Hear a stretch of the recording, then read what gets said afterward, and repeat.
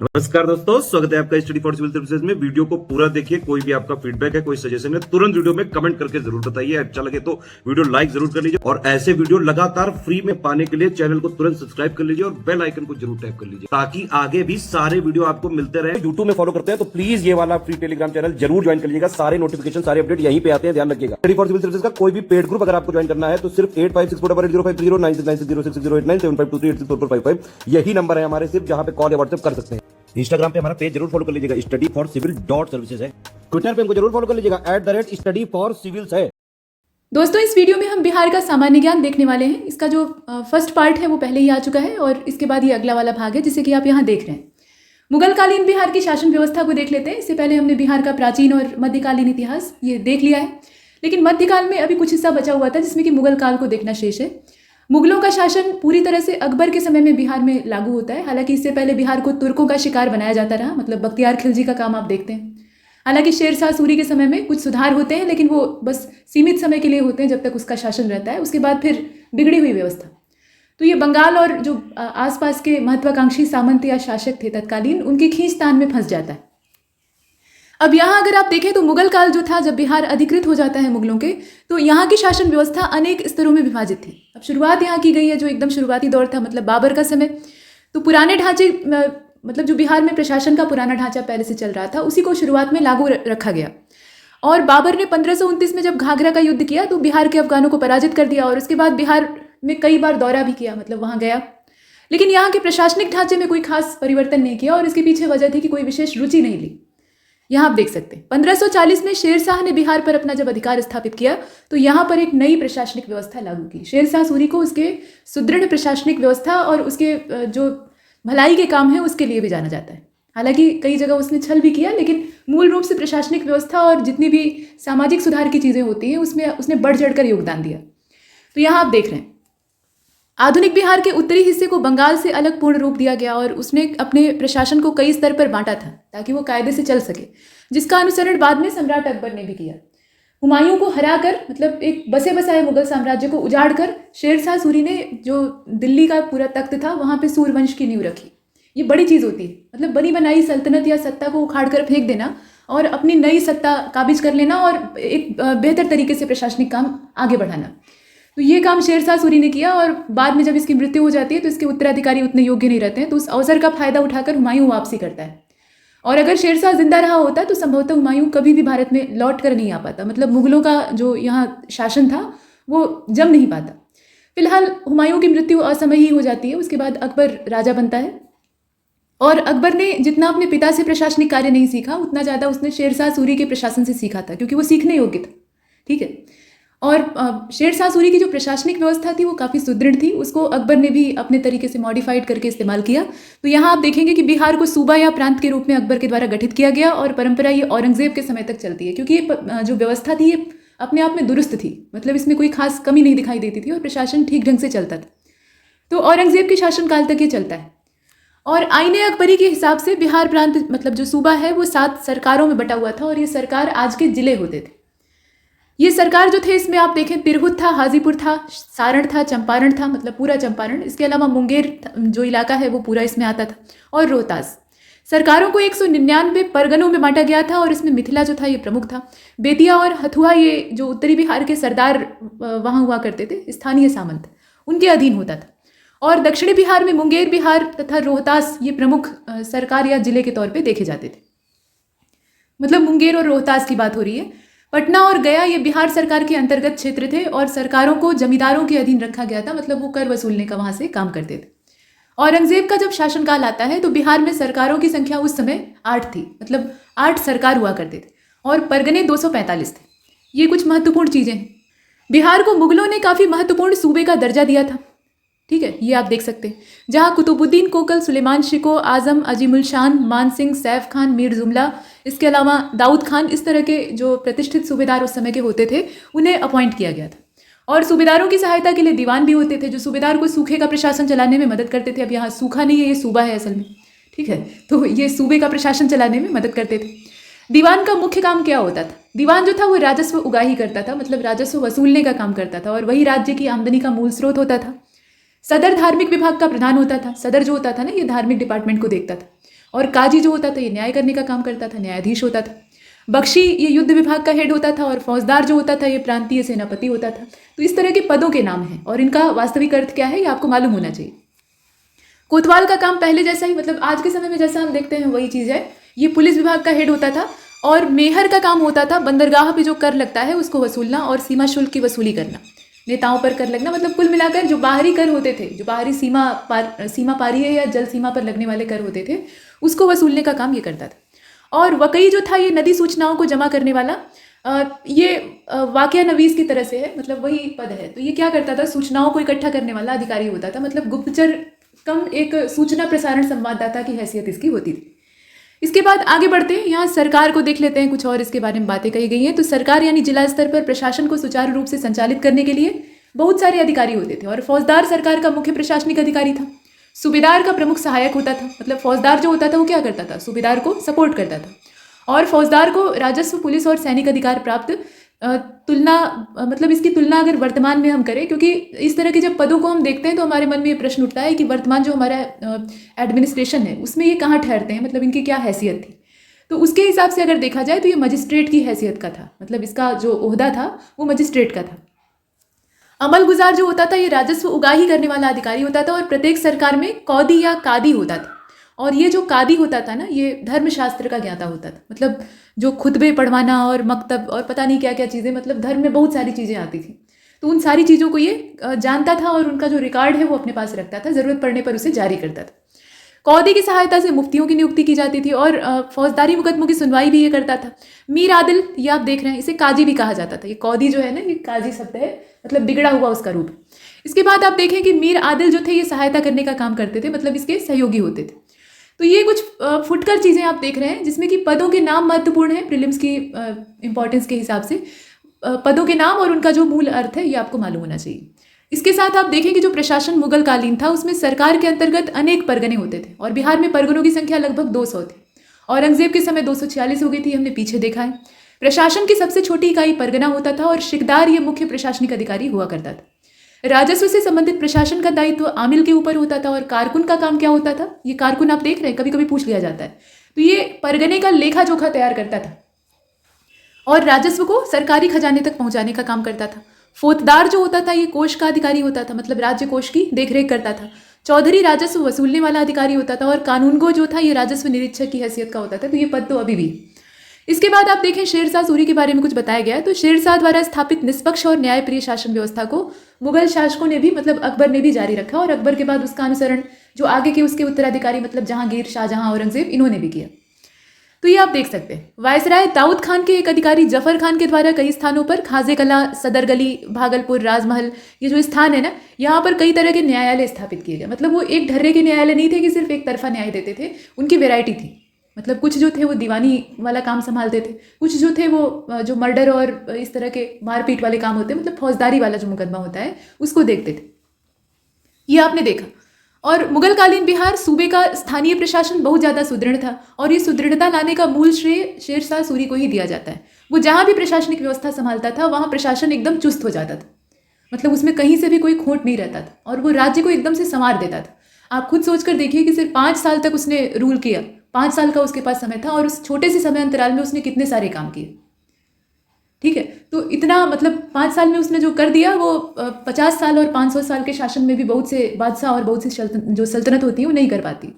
फिलहाल यहाँ देखते हैं। तो मुखिया जो था ये गांव का प्रधान अधिकारी होता था, आज भी होता है। जो सरपंच होते हैं या मुखिया होते हैं, मतलब ग्राम प्रधान जिन्हें हम कहते हैं, आजकल चुनाव से वो निकल कर आते हैं, तो वो अधिकारी की ही हैसियत उनकी होती है, ग्राम प्रधान की। और ग्रामीण स्तर पर जितने विवाद होते थे उन्हें गाँव का मुखिया ही सुलझाने का काम करता था। पंचायत न्यायालय का काम करती थी, पंच लोग होते थे। बिहार सूबे की मुख्य आय जो थी वो भूमि राजस्व था। इसके अलावा व्यापार से जो कर प्राप्त होता था वो भी था। टकसाल, तोहफे, एकाधिकार, नमक, खान, जजिया, जकात और खम्स, ये जो इस्लामिक कर हैं, ये सब भी इसमें आय के स्रोत के तौर पर देखे जाते थे। इसके अतिरिक्त बाजार कर से भी राजस्व की प्राप्ति होती थी। बाजार कर भी लगता था, बाजार लगते थे, उन पर भी टैक्स लगता था। भूमि को खालसा, जागीर और सयुरगल में बांटा गया था। तो ये जमीन के प्रकार थे और उन्हें राय को इसमें ये कहने का मतलब है कि जो भूमि का एकाधिकार था, भले ही कि भूमि सभी जितने भी योग्य जागीरदार हैं या किसान हैं या जो भूमि के स्वामी हैं उनमें बटी हुई हो, लेकिन भूमि का वास्तविक स्वामी ये राजा ही होता था, मतलब जो शहंशाह होता था उसी को माना जाता था। तो इसीलिए कर देने की भी नौबत आती थी। अब यहाँ पर राजस्व कर देने का क्या मतलब है? इसका मतलब है कि हम आपकी ज़मीन पर काम कर रहे हैं तो आपको टैक्स दे रहे हैं, ये मतलब है। यही हाल आज भी है, मतलब ये व्यवस्था आज भी मौजूद है। जो टैक्स हम लोग देते हैं, मतलब एक खास आमदनी पर लगता है जो प्रत्यक्ष कर होता है, और बाकी जो हर वस्तु पर लगने वाला अप्रत्यक्ष कर है उसे हम देते हैं। तो उसके पीछे वजह यह है कि भारत सरकार के द्वारा ये अरेंज किया जाता है, तो उसे हम बदले में कर चुकाते हैं और वो देश के विकास में काम आता है। ठीक वैसे ही यहाँ राज्य के विकास में इसका इस्तेमाल किया जाता था। तो इसे हमने देखा। अभी यहाँ पर यह बताया गया कि भूमि राजस्व की वसूली का जो काम था वो शिकदार करता था, और उसकी मदद के लिए नवीसिंदा और मुकद्दम होते थे। अब यहाँ पर आप देखें कि अकबर के शासनकाल में टोडरमल ने बिहार की ज़मीन का मापन किया। तो ये भूमि मापन के लिए ही, जैसे चकबंदी लेखपाल होते हैं ना, वही काम ये कर रहे थे। और भूमि राजस्व लगभग 25 लाख रुपए तय किया। व्यापारियों पर लगाए जाने वाले करों में मुख्य रूप से वजूहत, जीहत, इसके अलावा सैर जीहत, इस प्रकार के जो कर थे वो काम करते थे। फरुआत जो था ये जमींदारों द्वारा वसूला गया कर होता था, और इसके अतिरिक्त जो इखरजात नाम के कर होते थे, ये मुख्य रूप से अगर देखे जाएं तो इसमें वजूहत, जीहत और सैर जीहत आते थे। मतलब इसमें आप देखिए कि जो इखराजात नाम का कर है ये, और अबाब, इसके अलावा हुबूबात, ये सब भी उस जमाने के महत्वपूर्ण कर होते थे। मतलब इन करों के नाम यहाँ पर आप जानते रहिए। और वेश्यालय जो होते थे उन पर भी टैक्स लगता था, वेश्याओं पर भी कर लगता था। सैनिक प्रशासन की दृष्टि से बिहार प्रांत जो है उसमें विशेष ध्यान दिया गया। सेना में पहलवानों की स्थिति काफ़ी ज़्यादा महत्वपूर्ण थी, मतलब जो बाहुबली होते थे, शक्तिशाली होते थे। और इसमें उत्तरी बिहार के महेशी और केंद्रीय बिहार के बक्सर के जो लोग थे वो काफ़ी प्रमुख देखे जाते थे। सेना 3 प्रकार की होती थी। प्रथम उच्चाधिकारियों के द्वारा गठित सेना होती थी, मतलब पहले जो कैटेगरी होती थी उसमें हाई कमान होता था, मतलब उच्च अधिकारी पाए जाते थे, उन्हें मनसब के आधार पर बांटा गया था। और दूसरी जो थी वो प्रांतीय सेना होती थी, मतलब प्रांत में वो पूरा सक्रिय रहती थी, उसमें जमींदार अपना काम करते थे, वो मुख्य होते थे। सूबेदार को आवश्यकता पड़ने पर प्रांतीय सेना उसकी सहायता करने के लिए जाती थी। और सेना का तीसरा स्तर जो होता था वो स्थानीय घुड़सवार सैनिकों का होता था, जो कि जरूरत पड़ने पर एक स्थान से दूसरे स्थान पर द्रुत गति से जाते थे, मतलब उनकी रफ्तार तेज होती थी। घोड़े पर है तो रफ्तार अपने आप तेज हो जाएगी। और इस प्रकार से कहा जा सकता है कि मुगल शासकों ने बिहार सूबे में एक सुव्यवस्थित शासन प्रणाली को बना कर रखा था। मतलब सुव्यवस्थित शासन प्रणाली को स्थापित करने का श्रेय ये शेरशाह सूरी को दिया जाता है, और उसके बाद उसे बना कर रखने का श्रेय ये मुगलों को दिया जाता है। उन्होंने इसे बिगड़ने नहीं दिया, कम से कम औरंगजेब तक। और खास तौर पे ये जो व्यवस्था थी ये ज़्यादा सुदृढ़ रही अकबर के समय तक। उसके बाद धीरे धीरे करके इसमें विघटन होता है, लेकिन वो विघटन इतना उल्लेखनीय नहीं, ये हमने देखा। अब इस प्रकार से कहा जा सकता है कि मुगल शासकों ने बिहार सूबे में ये सुव्यवस्थित शासन प्रणाली बनाकर रखी। उन्होंने अपने प्रांतीय अधिकारियों को ये निर्देश दिया था कि बिना किसी भेदभाव के वो जनता का कल्याण करें। ये सब किताबी बातें, शोषण तो तब भी जनता का हो रहा था। और विधि व्यवस्था बनाए रखना, लोगों के साथ न्याय करना प्रशासन की मुख्य विशेषता थी। दीवानी और फौजदारी मामलों में अपराधियों को कठोर दंड देने की व्यवस्था थी। तो इतना हमने देखा। आगे बढ़ते हैं, बिहार के आधुनिक काल को देख लेते हैं। तो यूरोपीय कंपनियों का भारत में जब आगमन होता है तो वहीं से आधुनिक भारत का इतिहास शुरू होता है, ऐसा माना जाता है। बिहार में भी वही क्रम रहेगा। यूरोपीय कंपनियां किस प्रकार से यहाँ प्रवेश करती हैं, भारत में आती हैं, तो निश्चित रूप से बिहार अछूता नहीं रहेगा। तो बिहार में यूरोपीय कंपनियों का आगमन जो है वो 17वीं शताब्दी में प्रारंभ होता है। यहाँ आप देखिए, ठीक है। ये पूछा जा सकता है कि कब से आरंभ हुआ था, या स्टेटमेंट देकर उसमें से रॉन्ग और राइट पूछा जा सकता है। तो उस समय बिहार अंतर्राष्ट्रीय व्यापार का एक महत्वपूर्ण केंद्र हुआ करता था, और बिहार क्षेत्र में सबसे पहले पुर्तगाली आए थे, जैसे कि भारत में भी आए थे। उन्होंने अपना व्यापारिक केंद्र हुगली में स्थापित किया था, और हुगली ज़्यादा दूर नहीं है बिहार से, मतलब बिहार बंगाल आसपास ही। तो इसमें वे हुगली से ही नाव के माध्यम से पटना आया करते थे। नदी मार्ग जो था उसका अनुसरण करके ही आते थे। वे अपने साथ मसाले, चीनी मिट्टी के बर्तन इत्यादि लाते थे, और वापसी में, मतलब व्यापार करने के उद्देश्य से पहले आते थे, और वापसी में सूती वस्त्र और अन्य प्रकार के जो कपड़े हैं, मतलब जो यहाँ का वस्त्र उद्योग था, उसका लाभ ले जाते थे। मतलब वो ज़्यादा मात्रा में ले जाते थे और लाते कम मात्रा में थे। अब यहाँ अगर आप देखें तो 17वीं शताब्दी के मध्य डचों ने बिहार में कई स्थान पर शोरे का गोदाम स्थापित किया। ये शोरा जो था ये बारूद बनाने के काम में आता था, और इसीलिए इसमें जितने भी यूरोपियंस थे उनका पर्सनल इंटरेस्ट था, और आपस में टकराव भी होता था। तो यहाँ आप देखें कि शोरे के गोदाम जो है बिहार में कई जगहों पर स्टैब्लिश किए जाते हैं, ये डचों के द्वारा किए जाते हैं। और सबसे पहले डचों ने पटना कॉलेज की जो उत्तरी इमारत थी, पटना कॉलेज की उत्तरी इमारत, वहाँ पे, और यहाँ 1632 में डच फैक्ट्री की स्थापना की। मतलब पटना कॉलेज की जो उत्तरी इमारत थी वहाँ पे एक अस्थायी तौर पे पहले डच फैक्ट्री लगाई गई, और ये जो समय आप देख रहे हैं ये 1632 का है। और इनकी रुचि किस में थी, तो सूती वस्त्रों में थी। इसके अलावा चीनी, शोरा, अफीम, इस तरह के जो व्यापार होते थे उसमें ये काफ़ी इंटरेस्ट लेते थे। 1662 में बंगाल में डच मामलों के प्रधान का नाम था नथियोस वैगनबर्ग। इसने मुगल सम्राट औरंगजेब से व्यापार संबंधित एक फरमान प्राप्त किया और बंगाल, बिहार और उड़ीसा के लिए ये जो फरमान था ये काम करता था। मतलब यहाँ ये व्यापार कर सकते थे कुछ शर्तों के आधार पे। ये चीज़ें हमने देखी। डच यात्री ट्रेवरनियर 21 दिसंबर 1665 को पटना पहुंचता है और उसके बाद छपरा से उसने यात्रा आगे बढ़ाई। छपरा में उस समय शोरे का शुद्धिकरण किया जाता था, मतलब शोरा जो होता था उसको प्यूरिफाई करके काम में लाने के योग्य बनाया जाता था। और शोरे पर कब्जा करने के लिए फ्रांसीसी ईस्ट इंडिया कंपनी और डच कंपनियां जो है वो आपस में हमेशा टकराती रहती थी। अब इसमें 1848 की बात की जा रही है कि विद्रोही अफगान सरदार का नाम था शमशेर खान। इसने पटना पर हमला बोल दिया और फतुहा में जो डच फैक्ट्री थी उसको लूट लिया। प्लासी के युद्ध में अंग्रेजों की सफलता ने डचों की स्थिति को और दयनीय बना दिया, क्योंकि प्लासी यहाँ से बहुत ज़्यादा दूर तो है नहीं। तो ऐसी स्थिति में जब वहाँ पे अंग्रेज काबिज हो जाते हैं तो एक केंद्र बन जाता है, मतलब वहाँ अंग्रेजों का कब्जा बन गया तो वो पूरा गढ़ हो गया और बिहार उससे अछूता नहीं रह पाता है, तो ये दयनीय हो जाते हैं। कुल मिलाकर जो ब्रिटिश ईस्ट इंडिया कंपनी थी उसके पास कूटनीति भी थी और जज्बा भी था, मतलब वो जुझारू थे। व्यापार करना ही सिर्फ उनका उद्देश्य नहीं था, यहाँ कब्जा जमाना उनका उद्देश्य था और उस मंशा में ये कामयाब होते हैं। बाकी जो है वो पराजित हो जाते हैं। इसके बाद आप देखें कि 1758 में, यहाँ से आप देख रहे हैं, 1758 में अंग्रेजी ईस्ट इंडिया कंपनी ने बिहार में शोरे के व्यापार पर एकाधिकार प्राप्त कर लिया। प्लासी जीता और उसके बाद सब जितनी भी चीज़ें हैं वो आसान हो जाती हैं।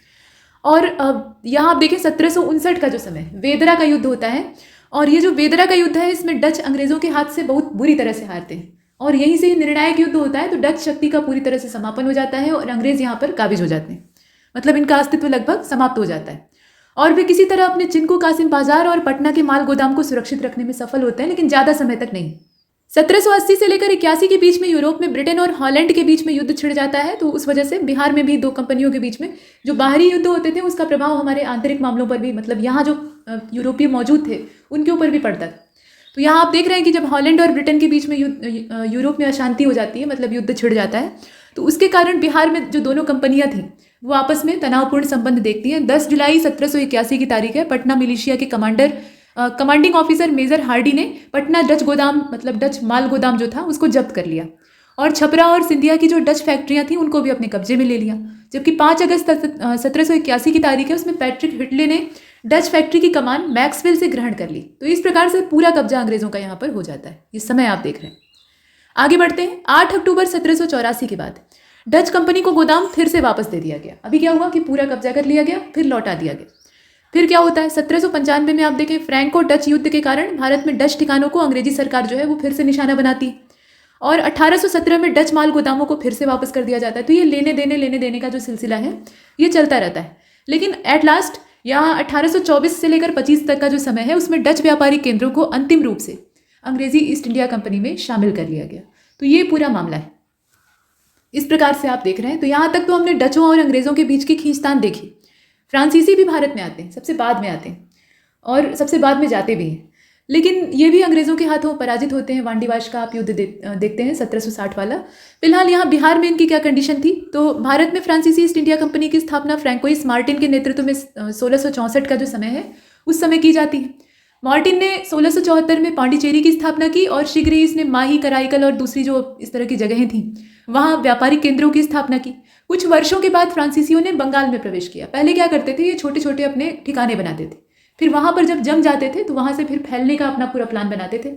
तो वही काम था। यहाँ बंगाल में ये प्रवेश करते हैं और वहाँ चंद्रनगर जो क्षेत्र है उसको स्टैब्लिश करते हैं और उसके तुरंत बाद ही यहाँ आप देख रहे हैं कि 1734 का जो समय है इन्होंने पटना में माल गोदाम की स्थापना कर डाली। मतलब ये एक बड़ा अधिकार क्षेत्र जमाने की कोशिश कर रहे हैं। फ्रांसीसी कंपनी की मुख्य दिलचस्पी बिहार में शोरा प्राप्त करने में थी और अपने प्रभुत्व और व्यापार के उद्देश्य से अंग्रेजी ईस्ट इंडिया कंपनी और फ्रांसीसी ईस्ट इंडिया कंपनी के बीच में तनाव बना रहता था। अंग्रेजों ने मार्च 1757 में चंद्रनगर पर कब्जा कर लिया और कासिम बाजार में फ्रांसीसी कंपनी के प्रमुख थे एम जियोला। इनको बंगाल छोड़ने पर विवश होना पड़ा। जियोला जो है ये 2 मई 1757 को भागलपुर पहुंचता है और उसके बाद 3 जून को पटना आ जाता है। ये यात्रा का इसका क्रम है। पटना में बिहार के डिप्टी गवर्नर राजा राम नारायण ने इनका स्वागत किया और बैरक के निर्माण के लिए अपने यहाँ जगह दी। अब प्लासी के युद्ध में जीतने के बाद जब अंग्रेज ईस्ट इंडिया कंपनी जो है वो बिहार की ओर रुख करती है तो बिहार के जनरल आयरकूट, जो मतलब यहाँ आयरकूट को बिहार का जनरल घोषित कर दिया जाता है, तो इन्होंने जियाला को पटना से भी खदेड़ दिया और जो फ्रांसीसी माल गोदाम थे उस पर कब्जा कर लिया। 1761 में क्या होता है? तो 1761 में पांडिचेरी भी फ्रांसीसियों के हाथ से जाता रहता है। आप देखते हैं 1760 में सब समापन हो जाता है। तो 1763 की अगर बात करें तो डैरिफ की संधि होती है। यहाँ आप देख सकते हैं, डेट पूछी जा सकती है। और इसके तहत फ्रांसीसी कंपनी को अपने खोए हुए क्षेत्र एक बार फिर से वापस मिल जाते हैं। 1793 का समय देखते हैं। 1793 का जो समय है वो लॉर्ड कार्नवालिस का समय है। और जैसे आपने मध्यकाल में शेरशाह सूरी को देखा कि वो कुशल प्रशासक था, ठीक वैसे ही लॉर्ड कार्नवालिस, जो कि यूरोप में एक जमींदार की हैसियत के आदमी थे, तो वो भी एक कुशल प्रशासक थे। मतलब वैसे देखा जाए तो डलहौजी और तमाम जितने गवर्नर जनरल और वायसराय हुए हैं, उनके अंदर भी प्रशासन के गुण थे, तभी उनको भारत भेजा गया था। लेकिन कार्नवालिस स्पेशली एक एडमिनिस्ट्रेटर की हैसियत से काम कर रहे थे, तो उनके पास ये गुण थे। अब यहाँ अगर आप देखें तो इन्होंने अंग्रेजी प्रशासन को और मजबूत करने का और स्वच्छ सुदृढ़ बनाने का काम किया। मतलब उसमें जो दोष थे उसको दूर करने का काम किया, उसे सुगठित करने का काम किया। तो अब इसमें आप देखें कि जो पांडिचेरी है वो फ्रांसीसियों के हाथ से निकल ही गया है, डैरिफ की संधि में फिर से हाथ में आ जाता है। अभी 1793 में लॉर्ड कार्नवालिस के समय में भारत में फ्रांसीसियों की व्यापारिक गतिविधि सिमट कर पांडिचेरी तक रह गई थी। और धीरे धीरे करके 1814 तक बिहार और जो भारत का पूरा क्षेत्र है वहाँ फ्रांसीसी गतिविधियाँ लुप्त प्राय हो गई। लेकिन ये थे तब भी छिपे तौर पे थे, मतलब अब दब चुके थे। इनका जो शासन करने वाला हौसला था वो समाप्त हो गया था। आगे बढ़ते हैं, अंग्रेजी ईस्ट इंडिया कंपनी को देख लेते हैं। यह चर्चा हो रही थी अभी, फ्रांसीसियों की हमने चर्चा की और डचों की चर्चा की, तो यहाँ जो अंग्रेज़ हैं उनकी चर्चा करना आवश्यक है। यहाँ बिहार की अगर बात करें तो अंग्रेजी ईस्ट इंडिया कंपनी के स्थायी माल गोदामों की स्थापना को लेकर विद्वानों में काफ़ी मतभेद है, मतलब वो एक मत नहीं। कुछ इतिहासकारों का ऐसा मानना है और ज़्यादातर का ऐसा मानना है कि स्थायी माल गोदाम की स्थापना 1691 में होती, पटना का जो गुलजार बाग है वहाँ पर की जाती। और कंपनी की रुचि संवर्ती जो कैलिको कपड़े होते थे, इसके अलावा कच्चा रेशम जो होता था, मतलब कच्चा रेशम वो यहाँ से ले जाते थे और वहाँ उसे रिफाइन करके उसका परिष्करण करके उससे अच्छे कपड़े बनाते थे, फिर यहाँ भी ले आके महंगे दाम में बेचते थे। ये उनका काम था। तो इस तरह की जो चीज़ें थी उसके व्यापार में ये काफ़ी रुचि लेते थे। इसके अलावा शोरा और अफीम का जो व्यापार था, इससे भी इन्हें अच्छी आमदनी होती थी। शोरा उन्हें बारूद बनाने के लिए चाहिए था और बाकी अफीम तो आप जानते ही। तो पटना के समीप अखबार में क्लिक वस्त्र जो है ये बड़े, मतलब पटना का जो पूरा क्षेत्र था, यहाँ ये कुछ जो टाइपिंग मिस्टेक है से आप देख रहे हैं, क्लिक वस्त्र जो है ये बड़े पैमाने पर तैयार किए जाते थे। तो वस्त्र उद्योग और जो इससे संबंधित फाइबर्स थे उसमें अंग्रेज़ों का इंटरेस्ट था। उसके अलावा जो कुछ रासायनिक पदार्थ हैं जैसे कि शोरा और जो वनस्पतिक उत्पाद हैं जैसे कि अफीम, इसमें भी इनकी रुचि थी। तो ये आपने देखा। अभी 1664 की अगर बात करें तो 1664 में जॉब चारनाक ने पटना में अंग्रेजी फैक्ट्री की कमान संभाली, मतलब ये हेड बनकर आया। 1680 से लेकर 81 तक वो इस पद पर बना रहा और बिहार के सूबेदार शाइस्ता खां के द्वारा 1680 में अंग्रेज़ों की कंपनी के व्यापार पर 3.5% का कर लगा दिए जाने के बाद जॉब चारनाक ने 1686 में हुगली शहर को लूट लिया। मतलब एक दुस्साहस वाला काम किया। परिणाम क्या होता है? तो परिणाम स्वरूप शाइस्ता खां ने बंगाल और बिहार में अंग्रेज़ों की समस्त संपत्ति को जब्त करने का आदेश दे दिया। लेकिन 1690 में एक समझौता होता है और अंग्रेज़ों को फिर से व्यापार करने की आज़ादी दी जाती है। और औरंगजेब की मृत्यु के साथ ही अंग्रेज़ों की जो व्यापारिक गतिविधियां हैं उसमें रुकावट आती है, लेकिन वो सिर्फ क्षणिक रहती है। कहने का मतलब ये है कि 1707 तक जब तक औरंगजेब जीवित रहता है तब तक ये बहुत ज़्यादा फैल नहीं पाते हैं, क्योंकि तब तक प्रशासन चुस्त रहता है। लेकिन उसके बाद जो औरंगजेब के बाद एक अयोग्य उत्तराधिकारी आते हैं, उनमें कुछ जो है वो इन्हें सपोर्ट करते हैं, कुछ इनका विरोध करते हैं, लेकिन कुल मिलाकर इन्हें रोक नहीं पाते हैं। मतलब इनकी शक्ति आउट ऑफ कंट्रोल हो जाती। अब यहाँ आप देख रहे हैं फर्रुख शेर को। तो फर्रुख शेर के शासनकाल में 1713 में पटना फैक्ट्री को बंद कर दिया गया, लेकिन फिर से 1717 का जो समय था, मतलब 1713 में बंद होती है, 1717 का जो समय है उसमें अंग्रेज़ों को बिहार और बंगाल के व्यापार की आज़ादी दे दी गई और पटना फैक्ट्री को अंग्रेज़ों ने फिर से खोल लिया। जब आज़ादी मिल गई है तो खोल ही लेंगे 1718 में। नवाब अलीवर्दी खां के दबाव के कारण पटना फैक्ट्री 1750 में फिर से बंद हो गई। जो दबाव औरंगजेब की ओर से यानी मुगल बादशाहत की ओर से था, ठीक वैसा ही यहाँ बंगाल के नवाबों की ओर से भी था सिराजुद्दौला के समय तक। उसके बाद ये भी दबाव खत्म हो जाता है। तो यहाँ आप देख रहे हैं कि अलीवर्दी खां जो है वो काफ़ी प्रेशर डालते हैं, तो पटना फैक्ट्री एक बार फिर से 1750 में बंद हो जाती है। लेकिन हॉलवेल ने फिर से कोशिश की और फिर 1755 में पटना फैक्ट्री को फिर से स्टार्ट कर दिया जाता है। 1757 में प्लासी का युद्ध होता है, सिराजुद्दौला मारा जाता है और मीर जाफ़र को वहाँ पर सुल्तान मतलब नवाब बना दिया जाता है, जो कि कठपुतली रहता है रॉबर्ट क्लाइव की। तो ऐसे में अंग्रेज़ अपनी पूरी तरह से मनमानी करने के लिए वहाँ स्वतंत्र हो जाते हैं। बंगाल उनके हस्तगत हो जाता है और बिहार भी उसी के अंडर में चला जाता है। तो ये आपने देखा। लेकिन फिर क्या होता है, मीर कासिम नाम का जो महत्वाकांक्षी, ये मीर जाफ़र का भतीजा था, इसके अंदर महत्वाकांक्षा थी, ये अंग्रेज़ों के अधीन नहीं रहना चाहता था। तो ये अपनी सेना एकत्र करने की जो कोशिशें हैं वो शुरू कर देता है और इसीलिए अंग्रेज इसे इसके पद से हटा भी देते हैं, फिर से मीर जाफ़र को रख देते हैं। उसके बाद मीर कासिम जो है वो अवध के नवाब और जो तत्काल में मुगल बादशाह थे शाह आलम द्वितीय, उनके साथ मित्रता मतलब संधि करता है। और उसके बाद तीनों जो संयुक्त सेना है वो मिलकर अंग्रेज़ों के साथ लड़ती है। तो आप जानते हैं बक्सर का युद्ध 1764, लेकिन सफलता नहीं मिलती। वहाँ भी अंग्रेज़ जो है वो विजेता सिद्ध होते हैं और ये तीनों सेनाएं हार जाती हैं।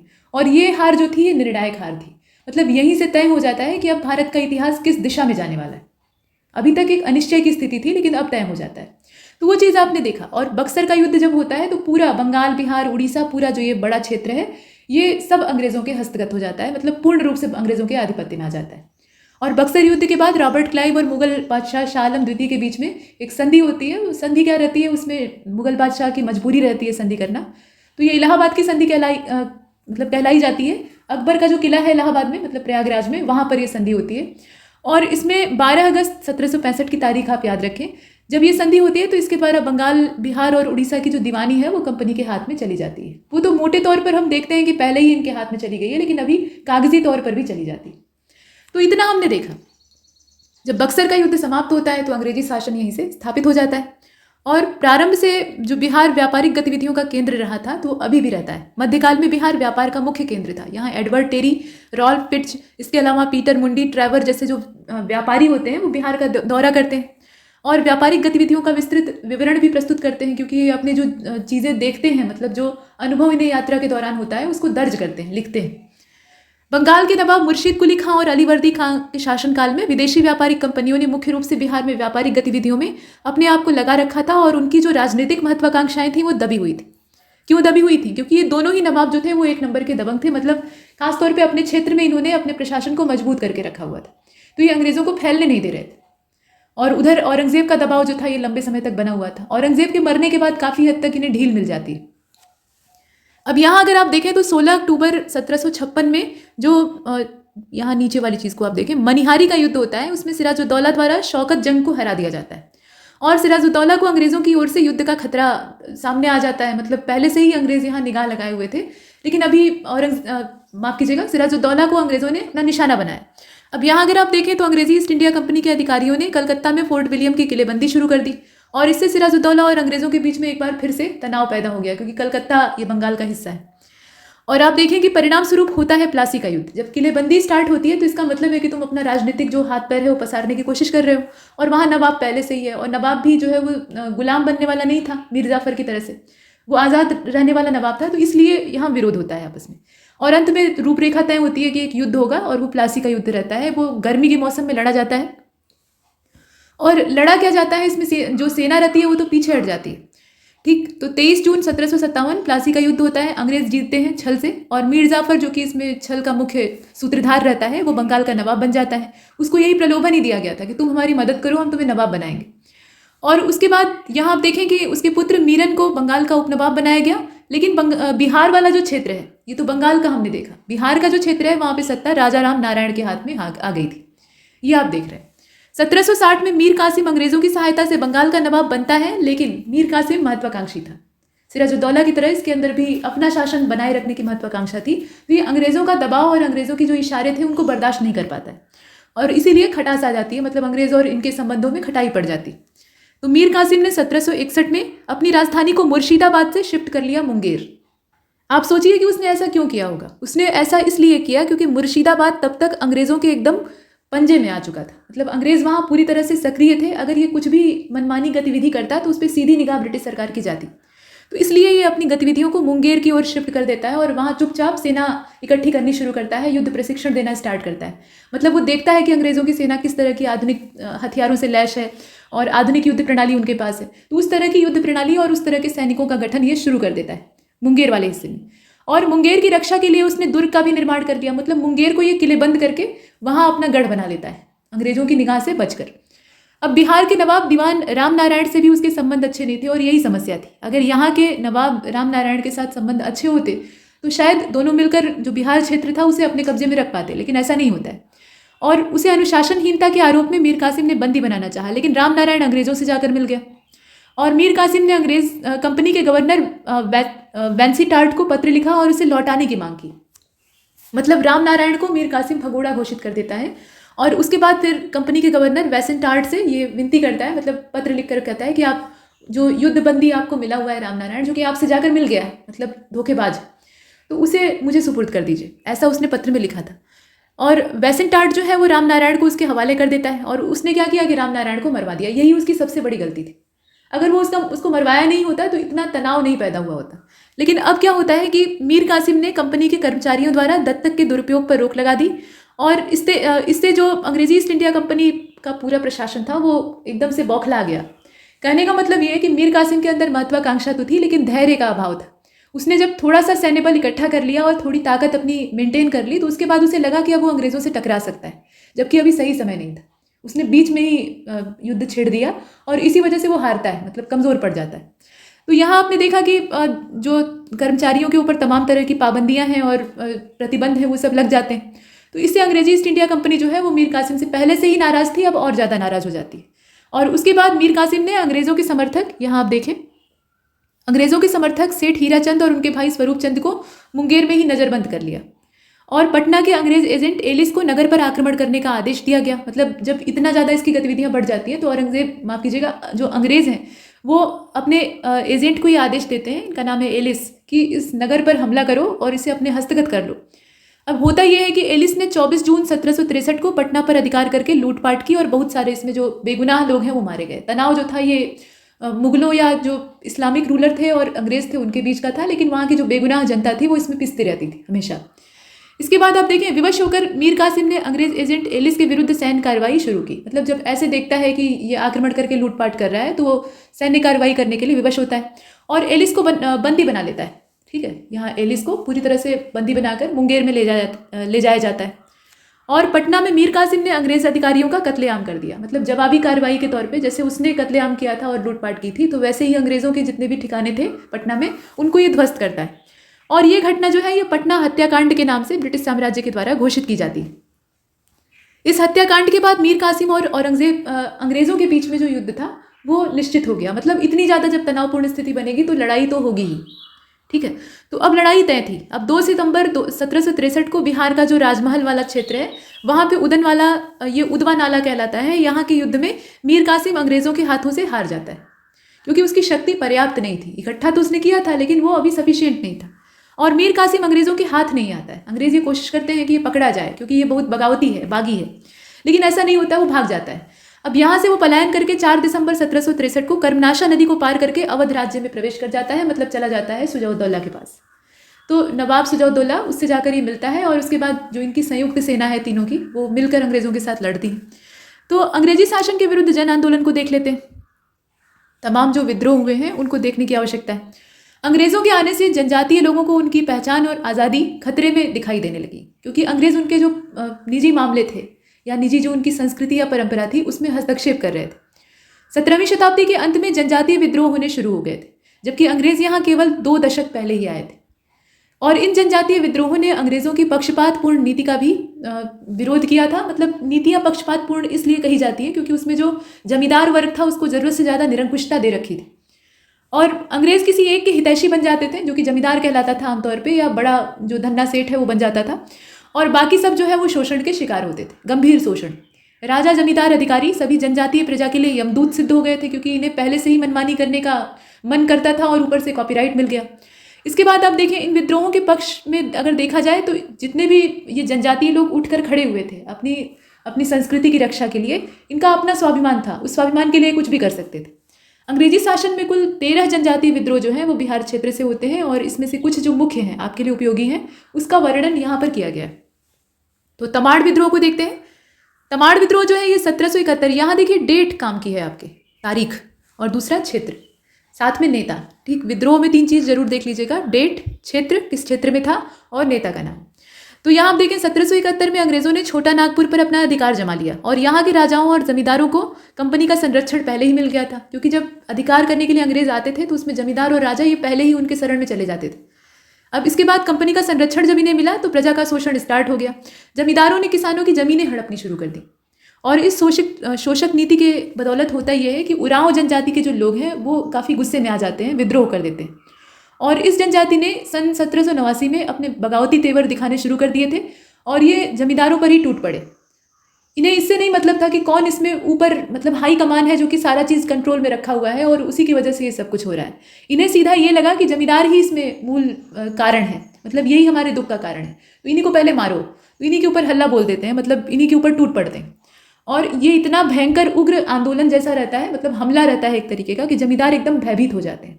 मतलब 1794 तक इतना ज़्यादा डर जाते हैं कि वो घर से निकलना बंद कर देते हैं। और फिर ये अंग्रेज सरकार के आगे जाते हैं, घुटने टेक कर अपनी रक्षा के लिए डिमांड करते हैं कि बचाइए। तो इस प्रकार से अब अंग्रेज बचाने आते हैं, विद्रोह को दबा देते हैं। ये कहानी है। आगे बढ़ते हैं।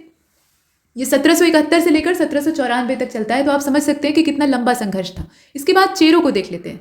तो ये आंदोलन जो है ये 1800 मतलब सन 1800 का जो टाइम है, उस समय चेरों किसानों के द्वारा शुरू किया गया था राजा के खिलाफ। और यह विद्रोह तब अंग्रेजों की पक्षपातपूर्ण नीति के विरोध में हुआ था। और जब कंपनी ने कूटनीति से जयनाथ सिंह को अपदस्थ कर दिया, जो कि इसमें मुख्य लीडर के तौर पे काम कर रहे थे, तो उनके स्थान पर गोपाल राय को राजा बना दिया। और कुछ समय बाद गोपाल राय कुछ विद्रोही चेरो सरदारों के साथ मिल गए।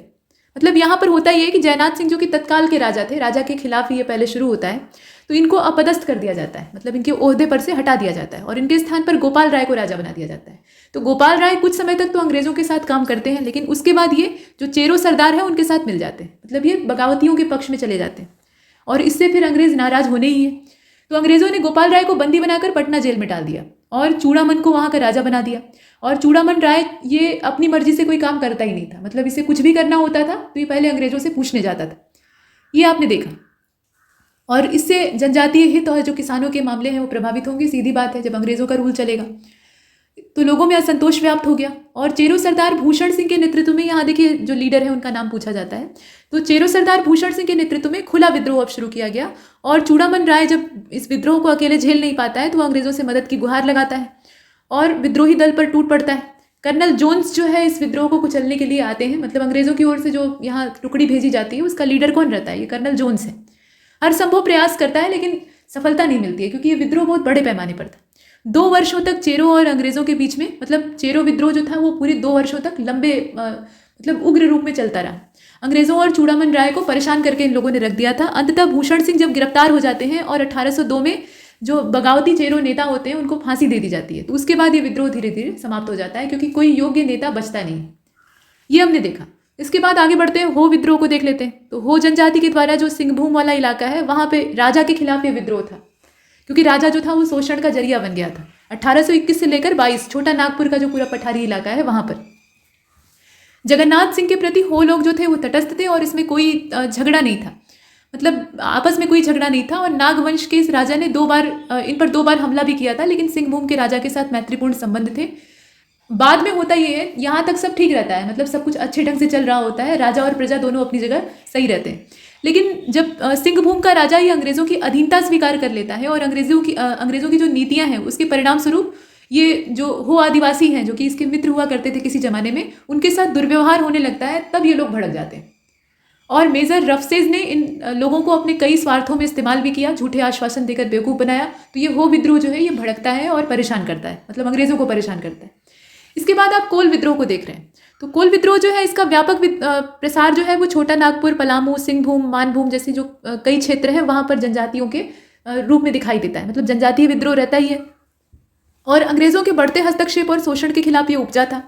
अंग्रेज समर्थित जमींदार इस वर्ग के विशेष रूप से, मतलब जमींदारों के खिलाफ और जो इस तरह के बड़े बड़े काश्तकार हुआ करते थे जो कि किसानों का शोषण करते थे, उनके खिलाफ ये विद्रोह दिखाई देता है। मतलब इतना ज़्यादा शोषण था कि भोजन के लिए भी लोग तरस रहे थे, जबकि उगाते भी वही थे, फसल उगाने वाले वही थे। कितने ही अवांछित कर थे, जबरन वसूली होती थी, मतलब फसल हो या ना हो लगान देनी ही पड़ती थी, तो कहाँ से देंगे। तो कई बार ऐसा होता था कि पूरा परिवार जो है वो आत्मदाह कर लेता था डर के मारे। अब यहाँ अगर आप देखें तो कृषि और शिकार पर आश्रित ये जो लोग हैं, इनसे मनमाना कर वसूलने की वजह से और अत्याचार करने की वजह से ये दीकुओं के खिलाफ हो जाते हैं। अब ये दीकू कौन है? तो ये बाहरी लोग हैं जो कि इनकी ज़मीन में ज़बरदस्ती घुस आए हैं और इन पर अत्याचार कर रहे हैं। जमींदार इनसे बेगार करवाते थे। बेगार का मतलब आप समझ रहे हैं, बिना पैसा दिए, बिना मेहनताना दिए मजदूरी, और न करे तो मारते भी थे, हाँक लगाते थे, मतलब आवाज़ लगाते थे। और वो व्यक्ति अगर तत्काल हाजिर नहीं होता था तो उसको मार मार कर अधमरा कर देते थे। ऐसी स्थिति थी। तो इतना भयंकर जब शोषण हो रहा था और पशुओं की तरह बर्ताव हो रहा था, तो विद्रोह तो होना था। और वे स्वयं पालकी में चलते थे। कहारों का काम जो है वो आदिवासी करते थे, पशुओं की देखभाल भी आदिवासी करते थे, मतलब सारा अपना जो निकृष्ट काम है वो इनसे करवाते थे। कैथबर्ट ने कहा है, यहाँ कैथबर्ट यानी एक विचारक, इनका ये मानना है कि इन जमींदारों ने किसानों पर इतने अत्याचार किए कि गांव के गांव उजड़ गए। अभी बताया ना कि लगान न चुका पाने की स्थिति में या कोई दुर्घटना ऐसी हो गई कि फसल नहीं हो पाई और ये असमर्थ हो गए, तो अंग्रेजों के अत्याचार से डरकर और जमींदारों के अत्याचार से डरकर ये आत्मदाह कर लेते थे, मतलब सामूहिक आत्महत्या कर लेते थे। अब इसके बाद आप देखें कि सामंती व्यवस्था में जमींदार शायद ही किसानों के हित की बात, शायद ही नहीं बल्कि हित सोचता ही नहीं था, वो सिर्फ अपना हित साधता था और प्रशासनिक वर्ग अलग से खून चूस रहा था।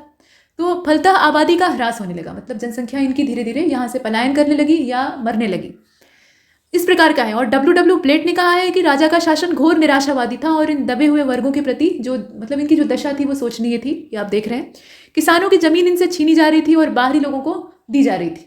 मतलब मूल रूप से वो आदिवासियों की जमीन थी जिस पर कि वो कई पीढ़ियों से बसे हुए थे, वो छीन कर जमींदार के या जो बाहरी अंग्रेजों के समर्थक तलवे चाटने वाले लोग थे उनके हस्तगत हो रही थी। तो यह असंतोष का कारण था। तो जब इतना भयंकर अत्याचार होगा तो विद्रोह तो होगा, वही होता है। और इनकी शिकायत पर जो शासक या प्रशासक थे उनका रवैया भी कोई खास नहीं था, मतलब वो सुनते थे और फिर अनसुना कर देते थे और कई बार शिकायत करने पर दंडित भी किया जाता था। तो ये सब चीज़ें आप देख रहे हैं, कोल विद्रोह भड़कता है और अंग्रेज इससे काफ़ी परेशान होते हैं। ये सब जनजातीय विद्रोह हैं। संथालों को देख लेते हैं। संथाल विद्रोह वैसे भी काफ़ी चर्चित रहता है। तो बीरभूम, थालभूम, इसके अलावा सिंहभूम, मानभूम, बांकुड़ा वाला जो पूरा क्षेत्र था ये आदिवासियों का था, मतलब संथालों का था।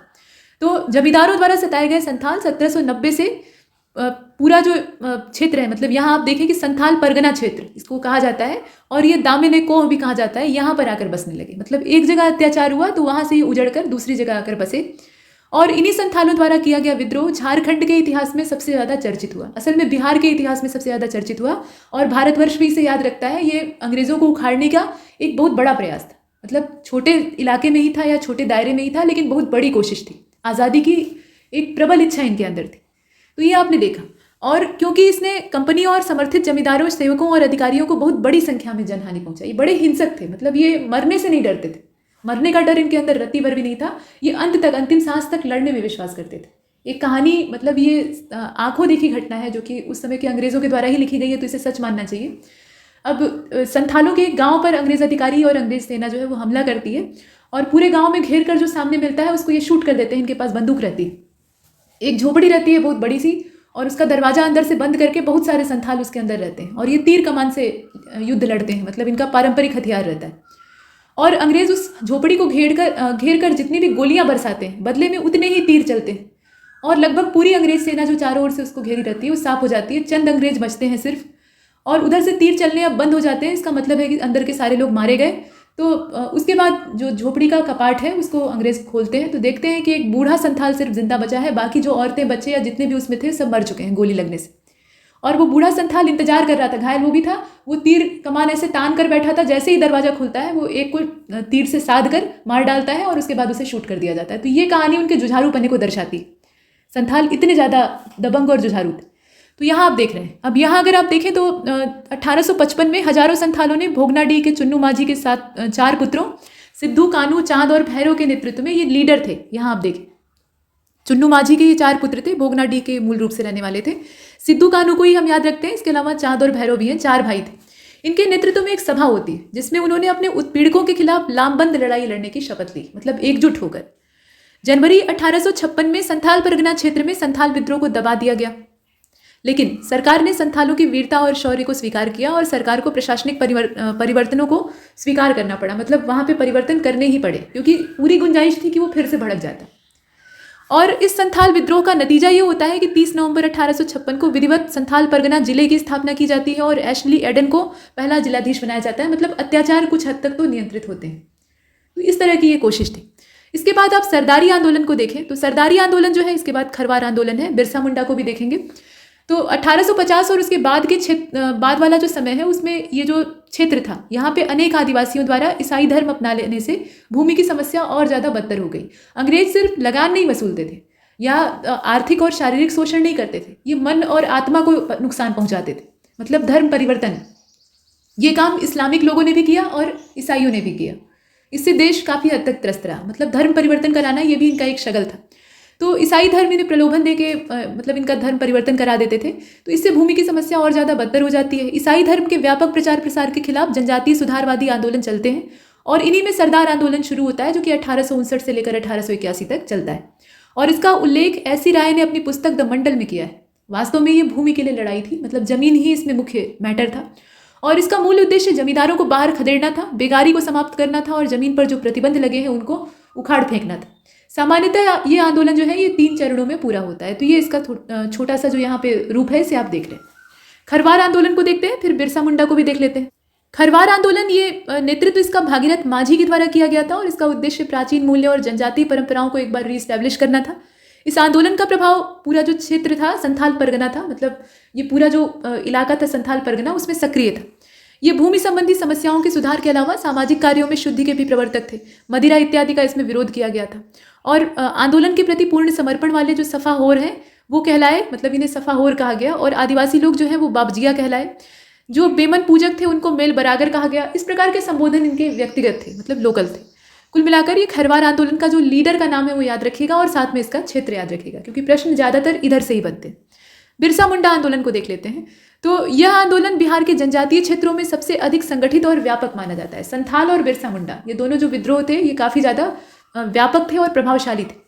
इस आंदोलन के नायक बिरसा मुंडा को भगवान के अवतार के रूप में मान्यता मिली और मुंडा जनजाति भी इन जनजातियों की तरह, मतलब अन्य जनजातियों की तरह कृषि और जंगल के जो उत्पाद थे उस पर आश्रित थी और अपनी परंपराओं और मान्यताओं के साथ ये बेफिक्र होकर जी रहे थे। देश गुलाम बन रहा है, कौन आ रहा है कौन जा रहा है उससे इन्हें मतलब नहीं था, लेकिन जब इनके घोंसले में या इनके छत्ते में हाथ डाला जाता है तो ये भड़क जाते हैं।